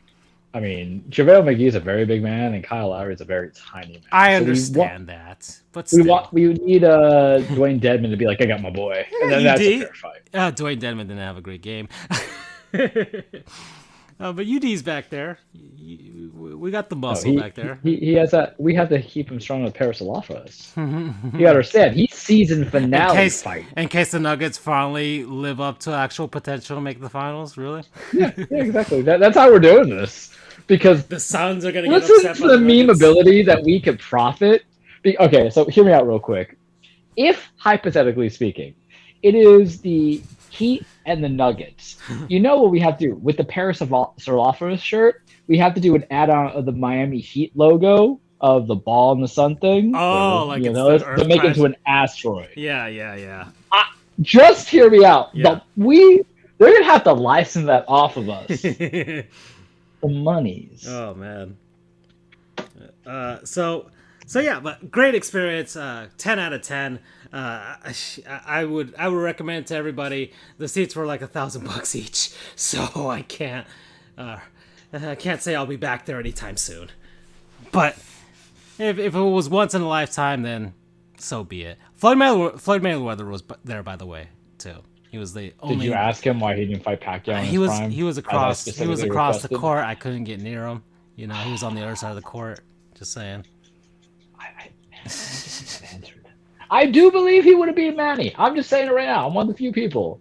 But if you leave questions to your legacy, people aren't gonna have enough of it. It's just a damn shame. Going on that, the NBA Heat are still in first place, so 2 games up in Milwaukee. Right. 2 games up in Milwaukee. Philly's behind them. Then 4 is Chicago. Boston is 41-28. Cleveland's 39-29. And then you have the play-in teams: Toronto, Brooklyn, Atlanta, Charlotte.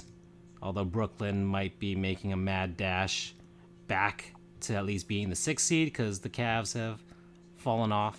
They're 10 games above 500, but I don't know how long that is sustainable for them. And then the West, Phoenix number 1, then Memphis. and Golden State, Utah, Dallas, the Paris Orioles in Denver.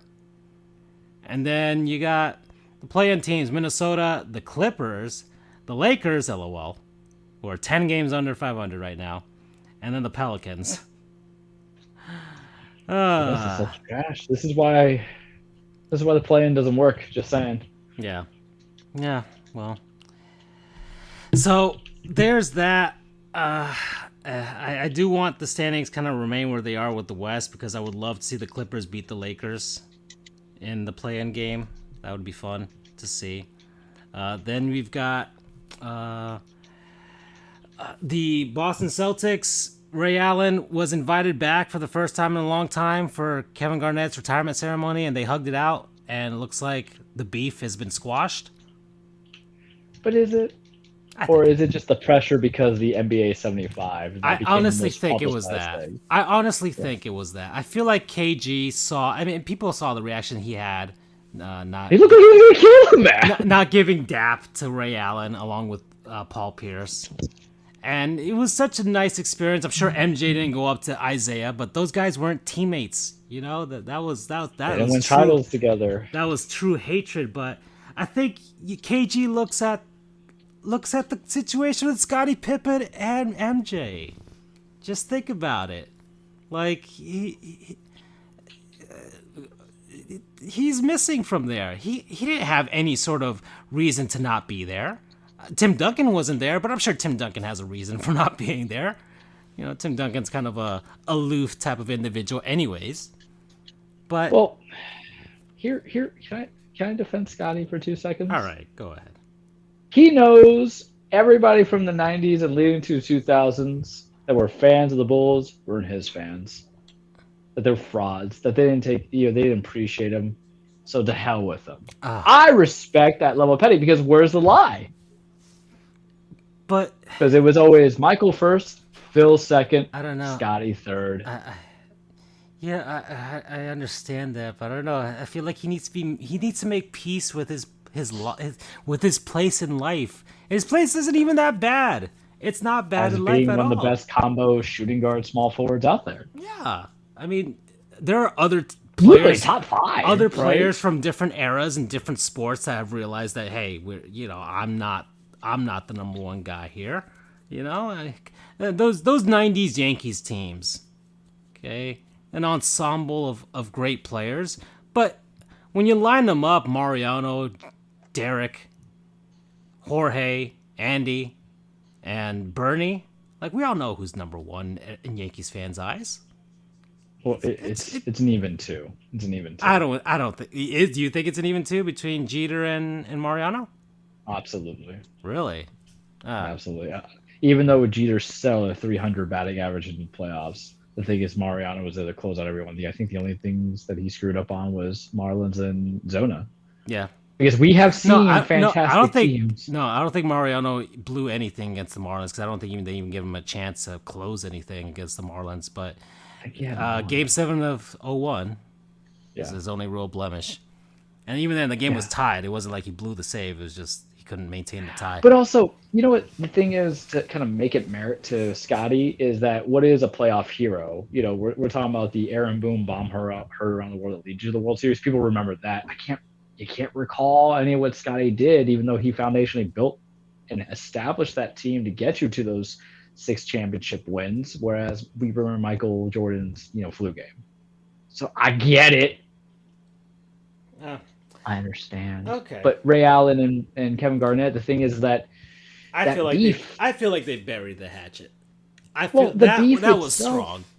The beef itself should always be with Danny Ainge because he was the one dangling Ray Allen like trade bait every season. And maybe he was like, they don't work with Rondo, so this got to go. And then he left LeBron. Of course, he was going to leave LeBron.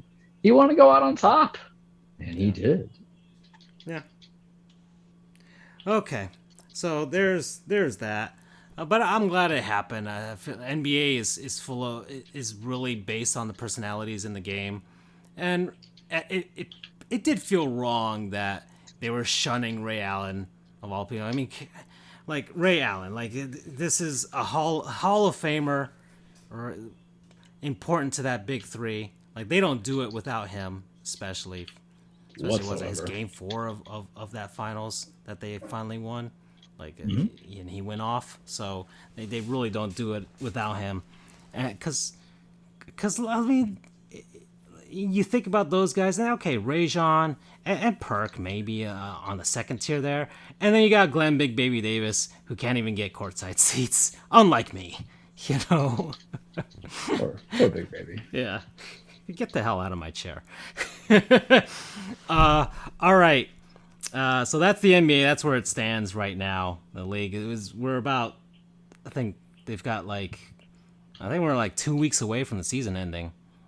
So, Yeah, I mean there were 16 games last week, Yeah. so there's probably about 10 games, yeah, 12 games left out. three weeks away. Let's say. Is Ben Simmons gonna play? Is he even gonna touch that ball? I feel like at all leading to the playoffs? I feel like because everybody was blowing up the whole return to Philly when Simmons wasn't even playing. It was a big old blowout. So like, let's y'all got your panties in a bunch on that one. Remaining schedule for, let's say, they got 5 games, and I feel like that's how many games he would actually play. Is like 5 games. 5 games in April. You have Atlanta, Houston. That's definitely a hey, let's see how you do type of game. Yeah. New York, Cleveland, and then Indiana is their final game. So everything is a tryout game series. Yeah. Because the only one that you could possibly see there as a challenge would be Cleveland. Because right now, might even link up in the play-in. Because right now their March schedule has some tough matchups. You got Dallas, you got Utah, Memphis, Miami, and Milwaukee. So unless you want one game to see what he's made of, but I wouldn't bring him out against any of those teams. The only scrubs that you can have him against is Portland, Charlotte, and Detroit at the end of the month. So I feel like an Atlanta game or especially that Houston game would probably be it's at Barclays. Like that feels like a hey, welcome back type of game. Mm-hmm. So but he's got to get it in, man, because the play-in series is too important to be trying to guy who's. But I don't think they're going to play in the play-in series. I are feel they 7 like, or 8? I mean, unless they really like stumble against those teams that I mentioned that are actually good. But I feel like if they go a little bit above 500, they'll maybe capture. But you know what the issue unless with Cleveland goes off. But we're forgetting a fundamental fact about the play-in, though. Mm-hmm. Kyrie. I don't know what games Kyrie's playing or not, so that's why I'm putting the factor of the play-in. Well, it's kind of the whole thing where if it's Toronto and for some reason Brooklyn, let's say 8-9, there could be a possibility that he doesn't play at all because he's not playing in Canada for sure. So what shit, man. That would be funny. We're not going against personal opinions, but we've been attacking Kyrie a little bit, and this is the situation that was the problem that we talked about. Once again, I just see it as very funny. I was an idiot. I just find it very funny. We've talked about him for what, 3 years. We hearken to his dedication to using the thing as a platform, but damn it, do you feel that he could have used the platform better? Because this vaccine stance is now, look at what we just did. If you care about the team and this franchise and city, now you just got your ass beat. There's plenty of people who don't have the $1 billion jobs and that you have a contract that we're forced to get vaccinated, and we don't have third eyes. It's okay. Okay, so that is pretty much any more NBA headlines because talking about hockey. Man. All right, so hockey. So hockey scores right now. So Toronto is up 2-0 on Dallas. Boo. Arizona's up 5-3 on Montreal. That is a tank bowl matchup right now between those two teams. Those are the two worst teams in the NHL. Anaheim and New York, end of second, they're tied 2-2. The Rangers, I meant. The Islanders are beating the Capitals 2-1. The Predators are up 1-0 versus Pittsburgh. Winnipeg is up 2-0 on Vegas. And the Bruins and Blackhawks are just starting their game in Chicago. And then later on tonight, we got Edmonton versus Detroit, New Jersey versus Vancouver, and Colorado versus Los Angeles. Standings right now, Atlantic Division, the Panthers are still first place, 4 points ahead of Tampa, and 7 points ahead of Toronto, who continuously are embarrassing themselves, and their fan base is also embarrassing themselves. They played the Heritage Classic over the weekend, which is the outdoor game played in Canada every other year. It was played in Hamilton, Ontario this time, so outside of Toronto, over at the CFL Stadium over there. And the Leafs got their ass handed to them by the Buffalo Sabres, which was really funny to see. I'm really happy about that. So the Leafs making a big, grandiose event, basically the Tim Hortons Cup, because Tim Horton actually played for both of those franchises before he unfortunately died. And yeah, the Leafs got their ass handed to them. So it's always fun seeing Leafs fans suffer. I have a question. Is Tim Horton, the player, also in relation to Tim Horton, the food franchise? He started the company. Yes. I did not know that. Because I know the memes where there's a lawyer in Canada and the judge is like, what should I do the sentencing? And the attorney's like, Judge, Tim's? And they go to Tim Hortons, but I did not know that. Indeed. There you go. And of course, you've watched Letterkenny, Charles. You got watch some more hockey. You'll get some more of these references. Because I'm watching that show. I'm like on season 3. I think I'm getting to season 4. And I feel like I've learned so much just because of Riley and Jonesy. Yeah. You know what Chell means? You know what? Yeah. All right. Good. Ferda. I know what a Donnybrook is. Yeah. I love the hockey coach. Swiping Sally boys. I love their hockey coach. Who's coach? Yeah, coach. My dead wife Barb. He's fucking embarrassing. You peasants. And the hockey players as well, and the way they speak to each other. Oh, Shorty. All I gotta say about that. Pussy. And then he moves on to the next guy. Boomtown. And Boomtown's like the one that actually speaks about real life and his feelings. Okay. Metropolitan Division, Carolina is first place, 87 points ahead of Pittsburgh. They're 6 points up on the Pens. The Rangers are 79 points. And then you got the 2 wildcard teams. Boston's at 77 points and Washington's at 74. And this is basically the playoff teams at this point, because there is a clear drop-off between the Caps and the next closest team, which is the Columbus Blue Jackets, which is strange to see. Usually there's some more parity in this league where it's like, okay, the second wildcard team is fighting for that spot, but it doesn't seem like it this season. It's truly, we have 8 teams. We know who they are.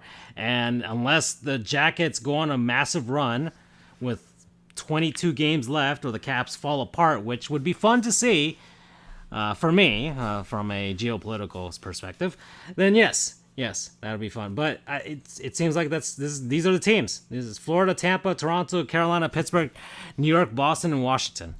And we'll see. And the seeds, well, we'll see. We'll see who wins the divisions. But it's looking like Carolina's going to take the Metro the way they're playing. And the Panthers are hanging on for dear life to get those douches from Tampa to... Man, why can't you guys just suck again? Huh? Andrew, why can't you just suck? You've won 2 already. Why do you need 3? All right? Trying to be like trying to be like the Oilers and the Islanders, and the Habs. Okay. Western Conference. The Avs are clearly the best team in the West, like by far. They're the best team in the West, and man, if this isn't the year for them to win the Western Conference, then I don't know when is, because yikes, they are good. Their division, they're way up on St. Louis with 76 points. Minnesota's got 72. They're the 3rd seed in their division. Pacific, you got Calgary in first place. The Los Angeles Kings have resurrected. They're in 2nd place, 5 points behind them. And then the Edmonton Oilers are there. They're figuring out a way to stay relevant and things like that, but there's always a possibility they could fall off because they are on that teetering brink right there. Because first wild card is Nashville. They got 72 points, kind of a small but all right cushion ahead of the Vegas Golden Knights, who have 68 points. And as the aforementioned, I talked about Edmonton. They're flip-flopping between the Golden Knights and them in that 3rd seed. And then right behind there's no drop off. You got the Dallas Stars, who are a point behind those two teams at 68. They got 67 points. Vancouver is still in the running with 65 points. Winnipeg at 64. Anaheim's got 64. And really, that's probably it. The Sharks are 1 point above 500, but I don't see them competing for anything. Chicago is not a good team.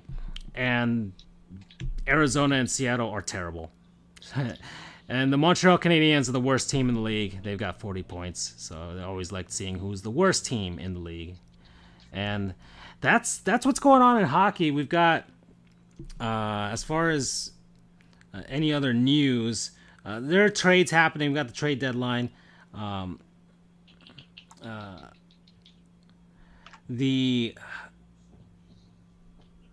see. I'm trying to. I guess the big thing for this season was because it ended. It ended today, or no, it's ending on Monday. So at 3:00. The big star that is out there is Claude Giroux of the Philadelphia Flyers, and there are a lot of teams in the running to try and get him, feeling that he would put them over the top, and it would give him at least one more shot at a Stanley Cup, because he had a shot in 2010 when they lost to Chicago, and he's now on the other end of his career, and this might be one of his last shots if he doesn't move to a actual good franchise. So the Panthers are in the running. I heard the Avalanche are also in the running. Yikes, they don't need much more help, but yeah, that's what's going down. So next week we'll have actual concrete stuff with regards to the trade deadline. I think the Panthers are looking for a little more help on defense, but having Giroux there to kind of put them over the top with the offense, because they have the best offense in the league, maybe you can make up for the lack of defense and still somewhat shaky goaltending. But Sergei Bobrovsky has done better, and Spencer Knight is doing fine as a rookie, and he's getting more work because we keep sending him down to the AHL to get some work. But yeah, and then we'll see. But next week I'll have more concrete stuff on the trade deadline when we have everything go down. Anything else, guys? Before we move on to what I assume will be the cage, I wanted to add something in. The women's college hockey playoffs has begun. I just wanted to tell you the thoughts of our dear buddy BU. He gave me a little bit of the rundown of what's going on. I'm just going to quote him verbatim here. So the tournament expanded to 11 teams for some reason. It's been well received because it created competitive matchups in the octo and quarterfinals, with Syracuse pressuring Quinnipiac for half the game before the Bobcats finally pulled away. Clarkson and Wisconsin remaining close late in the game, and two quarterfinals going to OT, with number one OSU needing 2 overtimes to escape Quinnipiac. The main criticisms are, A, that the NCAA only expanded to 11 rather than 12, forcing a rematch of the ECAC title game in the quarterfinals because Colgate and Yale were 4 and 5 overall. B, OSU's ice arena has been criticized for its use as a host site due to not having adequate facilities. In their octo final game, wonder what that means with regards to adequate facilities. So I think it's the round before the quarterfinals. No, I was talking about like the adequate facilities of Ohio State. Well, it says Quinnipiac had to use a locker room in the attached field house. Okay. Because OSU only has 2 locker rooms. Okay. All right. So a building is not. Yeah. Okay. So I posed the question, why did they only expand to 11? And he said, because the NCAA basically hates running this tournament and always done the bare minimum. They hid behind expanding to 11 based on it being proportionally equal to the men's tournament, ignoring there's multiple teams adding men or women's programs in the near future. In any event, as for the Frozen Four itself, so they've reached to the Final Four, the Frozen Four. I've got the bracket up here. And is the case in most NCAA tournaments, for that matter. So I've got the journey here. So Quinnipiac should clarify that top 4 overall teams automatically host the games, as has been the case in past tournaments, and the case is most NCAA tournaments for that matter. From the chat. So Quinnipiac beat Syracuse 4-0 to move on to face Ohio State. Ohio State beat them 4-3. So they went to the Frozen Four. Yale beat Colgate 2-1 to get to the Frozen Four. Wisconsin beat Clarkson 3-1. Then they went on to lose to Northeastern 4-2. And then so Northeastern went to the Frozen Four. And then Minnesota Duluth beat Harvard 4-0. And then, wow, they beat the Golden Gophers. They must be salty out in Minneapolis after that one. So Duluth beat Minnesota 2-1, and now they got the Frozen Four, Andrew. So Frozen Four, we've got OSU versus Yale, and Northeastern versus Minnesota Duluth. If Northeastern takes down UMD, we're guaranteed to have a first-time champion, since UMD is the only past winner left. Of course, all 4 past champions made the tournament, only to end up on the same side of the bracket. So Minnesota and Clarkson were both knocked out by the other. Just to clarify, this is Minnesota Twin Cities, which is the Golden Gophers, not UMD, which is Minnesota Duluth, which is the Bulldogs, 2 different schools. Minnesota and Clarkson were both knocked out by the other 2 past winners, but Northeastern managed to exact revenge in the rematch of last year's title game to leave UMD as the last team standing from that group. I'd say OSU and Northeastern are favored to make the title game of the teams remaining. Northeastern is the most complete team remaining, in my opinion, and has also benefited greatly from COVID bonus eligibility to hang on to some of their best players. However, Ohio State did emerge as the winner from the WCHA, which is considered the best conference in women's hockey.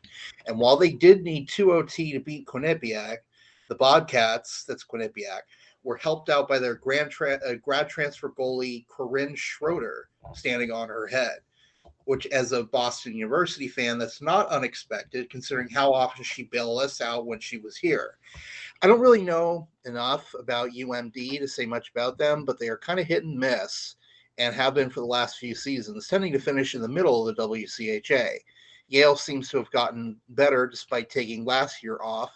But despite having the most teams in this year's tournament, the ECAC as a whole has been a clusterfuck.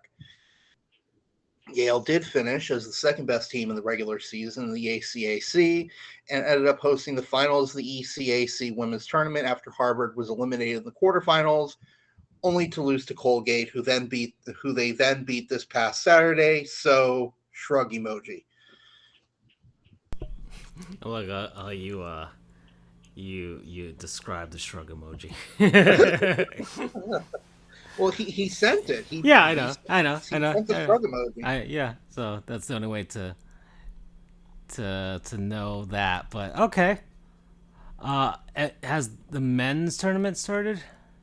No. According to him, the conference tournaments are still running. I see. Here we are. And I believe he said selection show is this Sunday. Mm-hmm. So that'll be interesting to watch. BU, while we have you, do you have any kind of predictions of who's gonna make it as so we got not some the automatic games here. qualifiers, but as the at-larges?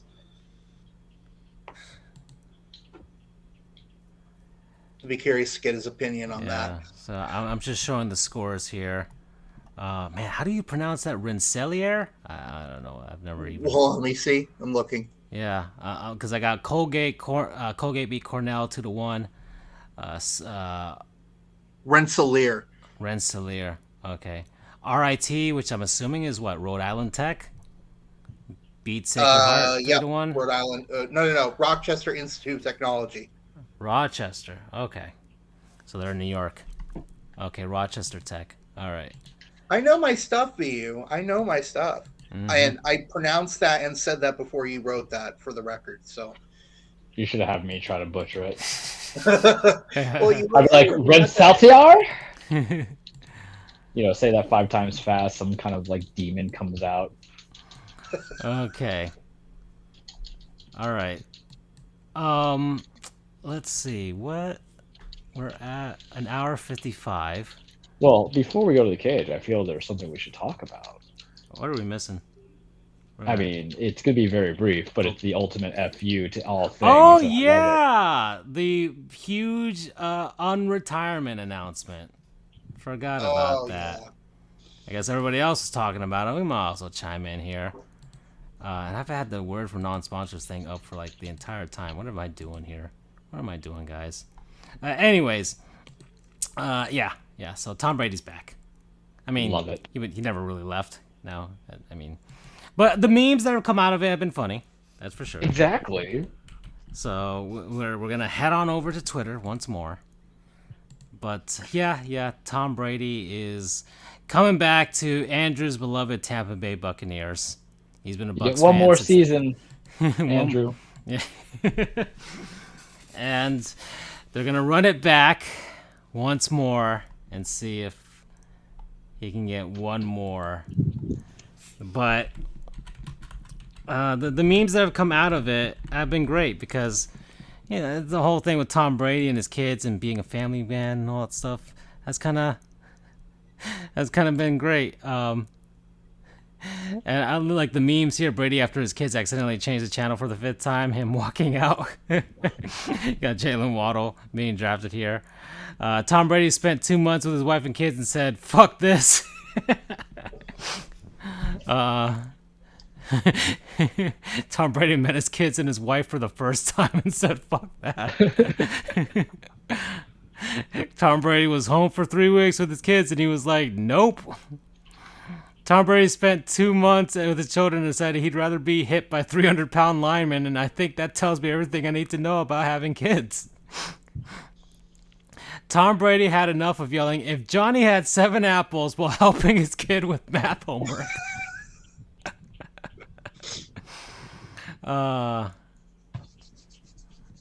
I feel like Tom just didn't want to retire the same season Big Ben did because I do feel there's that ego to play. I like this woman's perspective. I'm seeing a lot of Tom Brady was sick with his wife and kids tweets.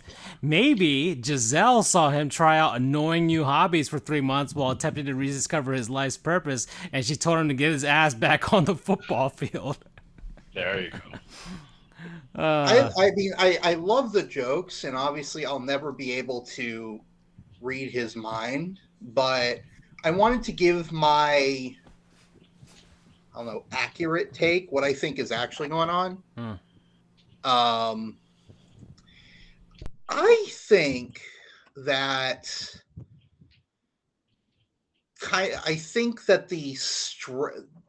if you go into the off season, you know that you're going back into it. So there's kind of that mindset that you're not really taking the time off. Let's say you get to the playoffs, you're playing through January, February, March. When does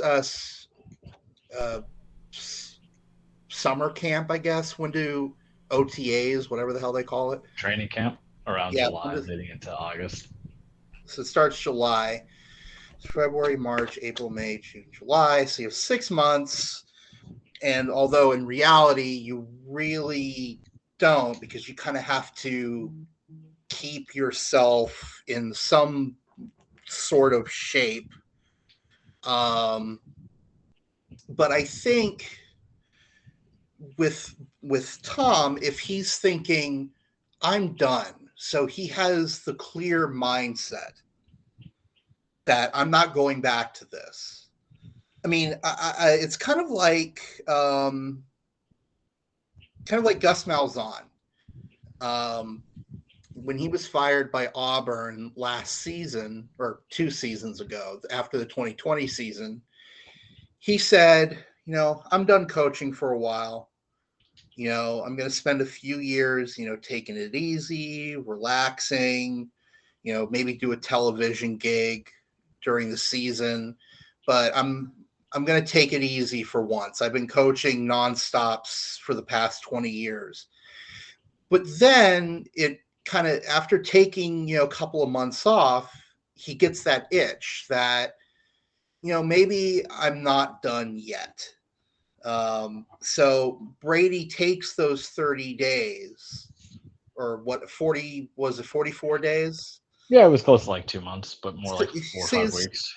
It's like 4 or 5 weeks where his mind is truly clear for once since high school, really. Not even, because you're playing nonstop for 30 plus years when you go all the way back to high school. So finally he gets to take a break for 44 days.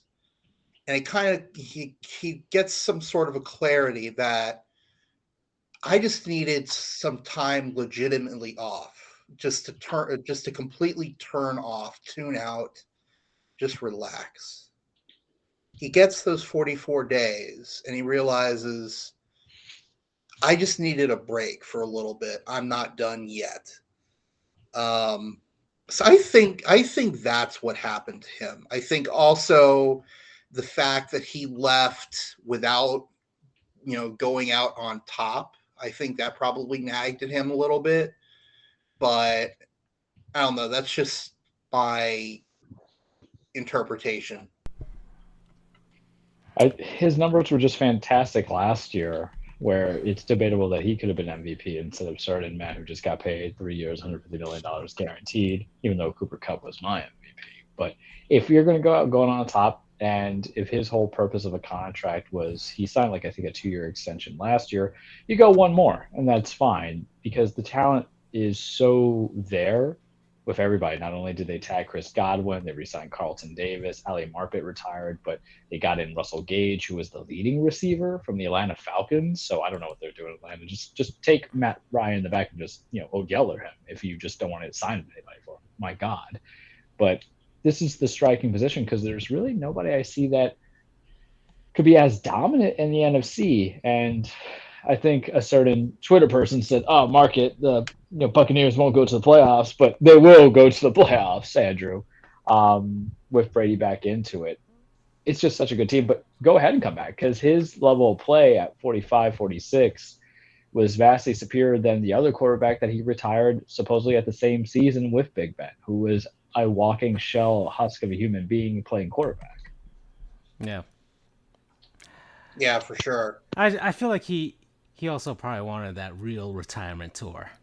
You know what I mean? Yeah. Where you get the presents and all that stuff. That's what he wants to. Let him get it. Yeah, let him announce, hey, this is truly my last year. So all the teams that I'm visiting, y'all can find your unique presents to give to me. That's what let him have his flowers. Yeah. Okay, guys. So that's the 2-hour mark. So you know what that means. And man, this is gonna get. This feels like this is gonna be a bit of a bummer to start out. But Charles, you are the master of these ceremonies with regards to the cage. So let's head on over there. Hey yo.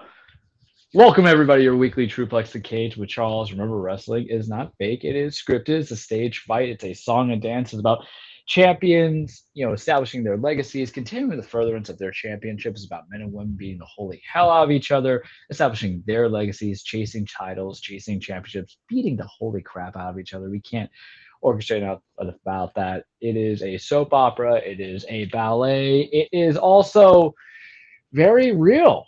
And very, very, very, very, very humbling to a degree. And it is also, we hate Vince McMahon. That's our common core factor. But we love and we appreciate the people that are in there. So this is going to be a little bit of a different show, different segments. You guys don't need to worry about what's going on at AEW and WWE and New Japan Cup still going on. Third round qualifiers. I'll make my prediction now because I haven't done that a bit. It's going to be Zack Sabre who wins that one. Let's see what happens there. Impact. Know that I'm watching Impact for all of you, so you don't have to. No, Impact's actually been pretty decent, but it's kind of tough. WWE building up to the road to WrestleMania. I am super, super, super ready for AJ Edge. Let's go into the harmony and the fun stuff, guys. Edge has changed his theme music, Andrew. No longer is You Think You Know Me, and then we get Metalingus by Alter Bridge kicking in. anything like that, it goes, dun, dun, dun. Now he is Mr. Blue Man with the light in the background. He turned heel a couple weeks ago with, doing the concerto. You're 5 steps ahead, Francisco. Do that. Concerto on AJ Styles. That's the WrestleMania match that I care about. I only care about 2 matches right now. Now I'm fully invested in maybe the stories for the other ones will develop, but I am all for Brock and Roman if we're going to get that Hell in a Cell match. And I'm all for AJ Edge. And it feels like it's not going to be a one-time match. We're going to lead to SummerSlam. We're going to change the factors, but I've sent you guys some of the promos. I'm super excited for it. Sami Zayn's doing fantastic work. He's shooting with Johnny Knoxville, and we might even get a enjoyable match out of it. Some people hate WrestleMania because of the fact that there's no real wrestling in it. It's more sports entertainment, but it's been like that since the beginning of WrestleMania. Mr. T was on WrestleMania. You have the actor who plays Zeus in Over the Top. Was it Over the Top? I think so. Hulk Hogan's movie in there. You have Muhammad Ali was a special guest star. You had Cyndi Lauper. You have Jake Logan or Logan Paul or whatever those guys are. I don't care much about them. You had Mike Tyson in it. There's always some kind of big entertainment because this is WrestleMania, so you need to have that sports entertainment. You got Stone Cold Steve Austin maybe coming out to go against Kevin Owens. I'm for that. It's not going to be a match, so that's why I'm not highlighting it as something to be of pure greatness. But Owens is kind of doing some of his best work, and he also kind of lifted on a very, very heavy day. But wrestling's been tough on the cage. The cage is structurally weak because let's start with last Friday. We talk about wrestling is real, right? And you know how people say, oh, it's all fake. What would you say about a man who's almost 300 pounds landing straight on his neck, on his head? Because that's what happened Friday to our boy Big E. Not Big E, not Mr. Power Positivity, Charles, that you love so much, who has his theme song by Wale, the former WWE champion, who didn't get a fair run into it, multi-time tag champion, longest record breaking with the New Day for the tag teams, former Intercontinental champion. Not that Big E, who was also NXT champion. Yeah, that Big E. He had a match with Rich Holland with the debuting Pete Dunne, who's now renamed as Butch. I'm not showing it on the video version of the show because it's kind of rough. Yeah. It is. It's not squeak.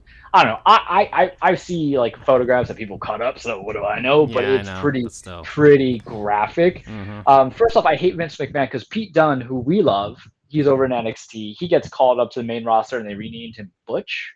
So he's teamed up with Rich Holland and Sheamus. So I think Vince watched an episode of Peaky Blinders. He looked at Rich Holland, he's like, huh. He looks at Sheamus, he's like, huh. And he sees Pete Dunne, he's like, you're British. He's like, yes, I'm British. He's like, where are you from? Liverpool, or whatever. I don't know where Pete Dunne's from. Sorry, Pete Dunne. And he just goes and says, you remember me? I was in your Survivor Series match against Adam Cole, baby, for the NXT Championship. And Vince's like, no, but I've seen an episode of Peaky Blinders, and I can see Vince pointing at Pete Dunne going, your name is Butch. And he's like, but my name is Pete Dunne. Your name is Butch, and you like it. And then he just has to accept it because he signed that contract. So in this match, it's Big E teaming up with everybody, and it's against Rich Holland. So they're on the outside. Rich Holland does a belly-to-belly overflip on him, and Big E doesn't land on his back. He lands straight on his noggin. So here's the thing about power moves. Power moves are fantastic when it's someone who's like 300 pounds, like Rich Holland, that's lifting someone who's like my weight at like 154. Maybe 155 after eating that Wendy's, right? But when Big E is like 300 pounds, gravity is a bitch. Gravity is a pain. And then the body, you could be powerlifting it. I can deadlift 300. I've done it. I can't lift 300 pounds over my head. I'm going to get hurt. The person behind me is going to get hurt. And unfortunately for Big E, he got hurt. And I'm not going to try to blame Rich Holland. There's a lot of people who is blaming Rich Holland. It's not a move that necessarily I think a lot of people could pull off. It's just one of those things where we need to question whoever's producing the matches if there's a comfort level about belly-to-bellying somebody over the head when they're 300 pounds being lifted over versus someone who's my weight. So, because neck injury is devastating. Yes, you have some people that have, for every Stone Cold Steve Austin who got a neck injury, came back and did it, there's a Darren Drozdov, who for Droz, who's also known as Puke, broke his neck and became a quadriplegic because of running powerbomb from D'Lo Brown. And that was just it. And Stone Cold Steve Austin broke his neck by Owen Hart in, doing the sitting down pile driver that really busted up. It's risky. It's dangerous. Could have been avoided. Sure. It's not on Rich Holland's fault at all, but really maybe we have to kind of eliminate some logic in here, unless you're like Brock Lesnar, who I think could lift, Atlas over his body. So there's that. And then we're gonna hit some of the sad stuff, right? We're ready for this. We have to ready for this because you gotta help out. So you heard me say, "Hey yo," what does that mean? For anybody who watched wrestling, who watched WCW, "Hey yo" is Scott Hall, Razor Ramon. So Razor Ramon's dead. Scott Hall's dead. That's how I'm gonna open this up. He had surgery on his hip, I believe. There came some blood clots. He had triple heart attacks, and then was on life support. They took him off life support, and he died like yesterday. Who knows when he died, but they had confirmation that he died. So it's kind of like a spur of the moment thing. So I'm just gonna give the highlights. I don't know how to approach it. It's kind of like the Brody death, but the Brody death like came sudden, but I had like 4 days to prep out, and we know I was a mess. But I'm just gonna talk to you about what I remember and what made me a fan of Scott Hall and Razor Ramon. So coming into it, I can give you the whole Wikipedia thing, but I'm sure you're going to get that everywhere. You're going to get it from ESPN, which even promoted it. So that's some big stuff, right? You go on Wrestling Inc. and Wrestle News and all that other stuff to kind of find out. But he comes in as Razor Ramon, Scott Hall, normal white looking guy, right? Razor Ramon, this Miami Latino Cubano coming in here with the accent. I think I sent you guys his first initial promo. Don't you know about Reza Ramon? Good drinks, good chica, stuff like that with the toothpick. Man is the pure definition of swag. So when we thought about swag, it's not just a bounty from a pirate. It was something that was coined in a cool phrase like the late 2000s, right, guys? Charisma, personality. That man oozed it just coming in his appearance. 5 chains, greasy hair, the toothpick, the bad guy, the seminal bad guy, walking in with his arms raised out, really just machismo and cool. And it was awesome, man. Like anybody, if Mr. Perfect had the gun swap when he sat down and swiped it, Kurt Hennig, Scott Hall had the toothpick and he flick it at you. Everybody loved him, and the Twitter memes have been hysterical. The Twitter posts have been hysterical about him. It's like he's the non-Latino that really Latino accept him into the culture, just what he was based off of. But it really kind of hit into it. I think Scott Hall had one of the coolest finishers I've ever seen, which is the Razor's Edge. So it's a crucifix bomb. So he gets you in the power bomb position, but instead of just having his head between your legs and slamming you down, he arcs you on his back like a cross and just slams you down. So he was Razor Ramon, 4-time Intercontinental Champion, had the first ladder match of WrestleMania 10 against Shawn Michaels, which made both their careers. I was trying to watch that last night, but then I was watching Owen Hart and Bret Hart at WrestleMania 10, and that was just so fantastic that, I had to do it. Plus, also, there was the hour-and-a-half dilemma of buying an OLED television. That's how we'll end the show in my conversation. But look at this, man. He looked the type of what a world champion should be. And ironically, he never was a world champion. He was an Intercontinental Champion in WCW. He was also a U.S. champion, television champion, but never got the main title out of it. But he had some fantastic matches when he was in the WWF against the 1-2-3 Kid, who is Xbox 6, whatever they call him now, Sean Waltman, HBK, Bret Hart, Stone Cold Steve Austin when he came back. That was okay at the WrestleMania match. And the man sold the stunner better than The Rock did. And that's his time in WWF. I remember him most because I got into wrestling in 1997. I remember him the most in the NWO, the New World Order. And you boys know I love me some NWO. I have a black and red NWO shirt for the Wolfpack, for the Outsiders, him and Kevin Nash. And then I have the black and white, the original NWO, and he was the OG. The reason why Scott Hall means so much now to the wrestling world, how people are just jumping ship to AEW or WWE and they're doing it for the paycheck? It's because Scott Hall and Kevin Nash were the ones who were able to get the first big paycheck after leaving WWF.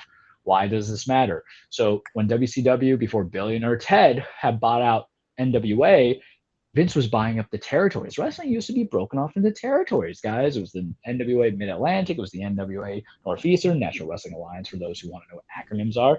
So Scott and Kevin, their contracts going up. Ted Turner's like, hey, boys, come over here and we'll pay you millions of dollars. And one of the things that they were getting was guaranteed downside contracts.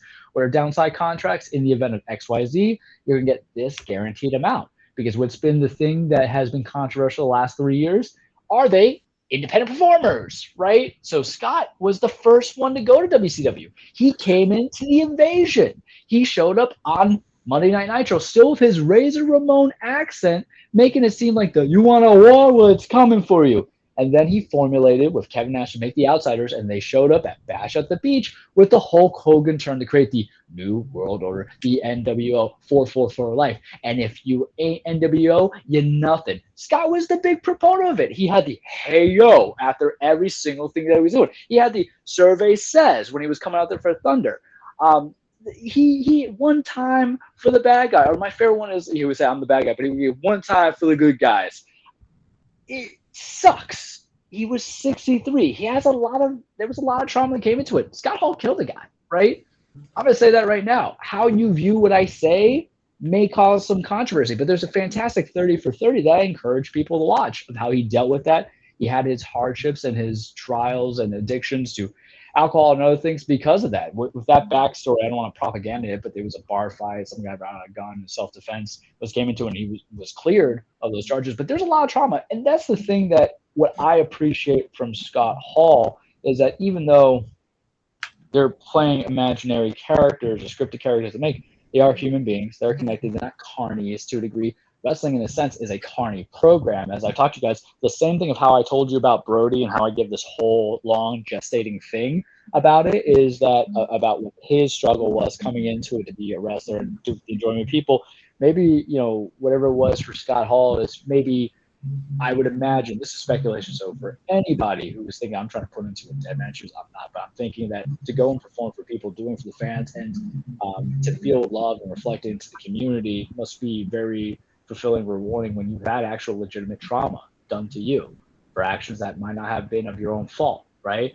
So that's a humanistic standpoint. But I remember just being that kid in 1997 coming into wrestling, because I went from New York to Polk County, Florida. So the hillbilliness was coming to me real quick, like Venom on Spider-Man. I was like, all right. But there was a guy there. It was him with the toothpick, and we're doing this, and we're gonna go one time for the bad guy, right? One time for the good guys. NWO for life. Do the signs for the two sweet signs. My paralegal's been messed up. I told you guys little meme or a little group chat that I sent in. That I told my paralegal to come with me to court and play Razor Ramon's theme song. It sucks. It tells you a few things, and like I did with Brody, I'm gonna kind of do a reminder. We're gonna get a little real here for a second. Because in life, you ain't got anything guaranteed. You can have it today, gone tomorrow, in that sense. And the few things to kind of remember, I'm a steal from Scott Hall's, Hall of Fame speech, because he was inducted twice, one's the NWO and one as Razor Ramon, is that, to really make it a bridge, dreams do come true, work on all that stuff, but, bad times don't last forever, but bad guys do, because he's the bad guy. And I would kind of tell people is that if life's short, enjoy, experience, go from there.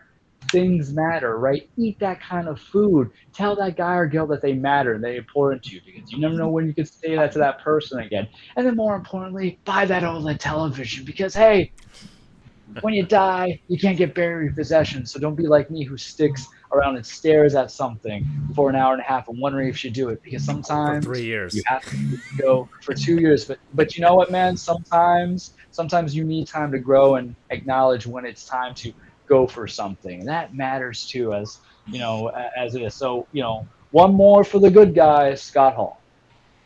All right. Okay, so that's it for us this episode, everybody. So thanks for listening, and I think we'll see you next week. This is episode number 11 of normally 12 that we do, so I'm assuming next week will be the last one before we take our normal break. Okay, guys? We good with that? Sounds good to me. All right. So, yeah. So, see you, everybody. See you next week. Bye-bye. Bye, guys. Take care.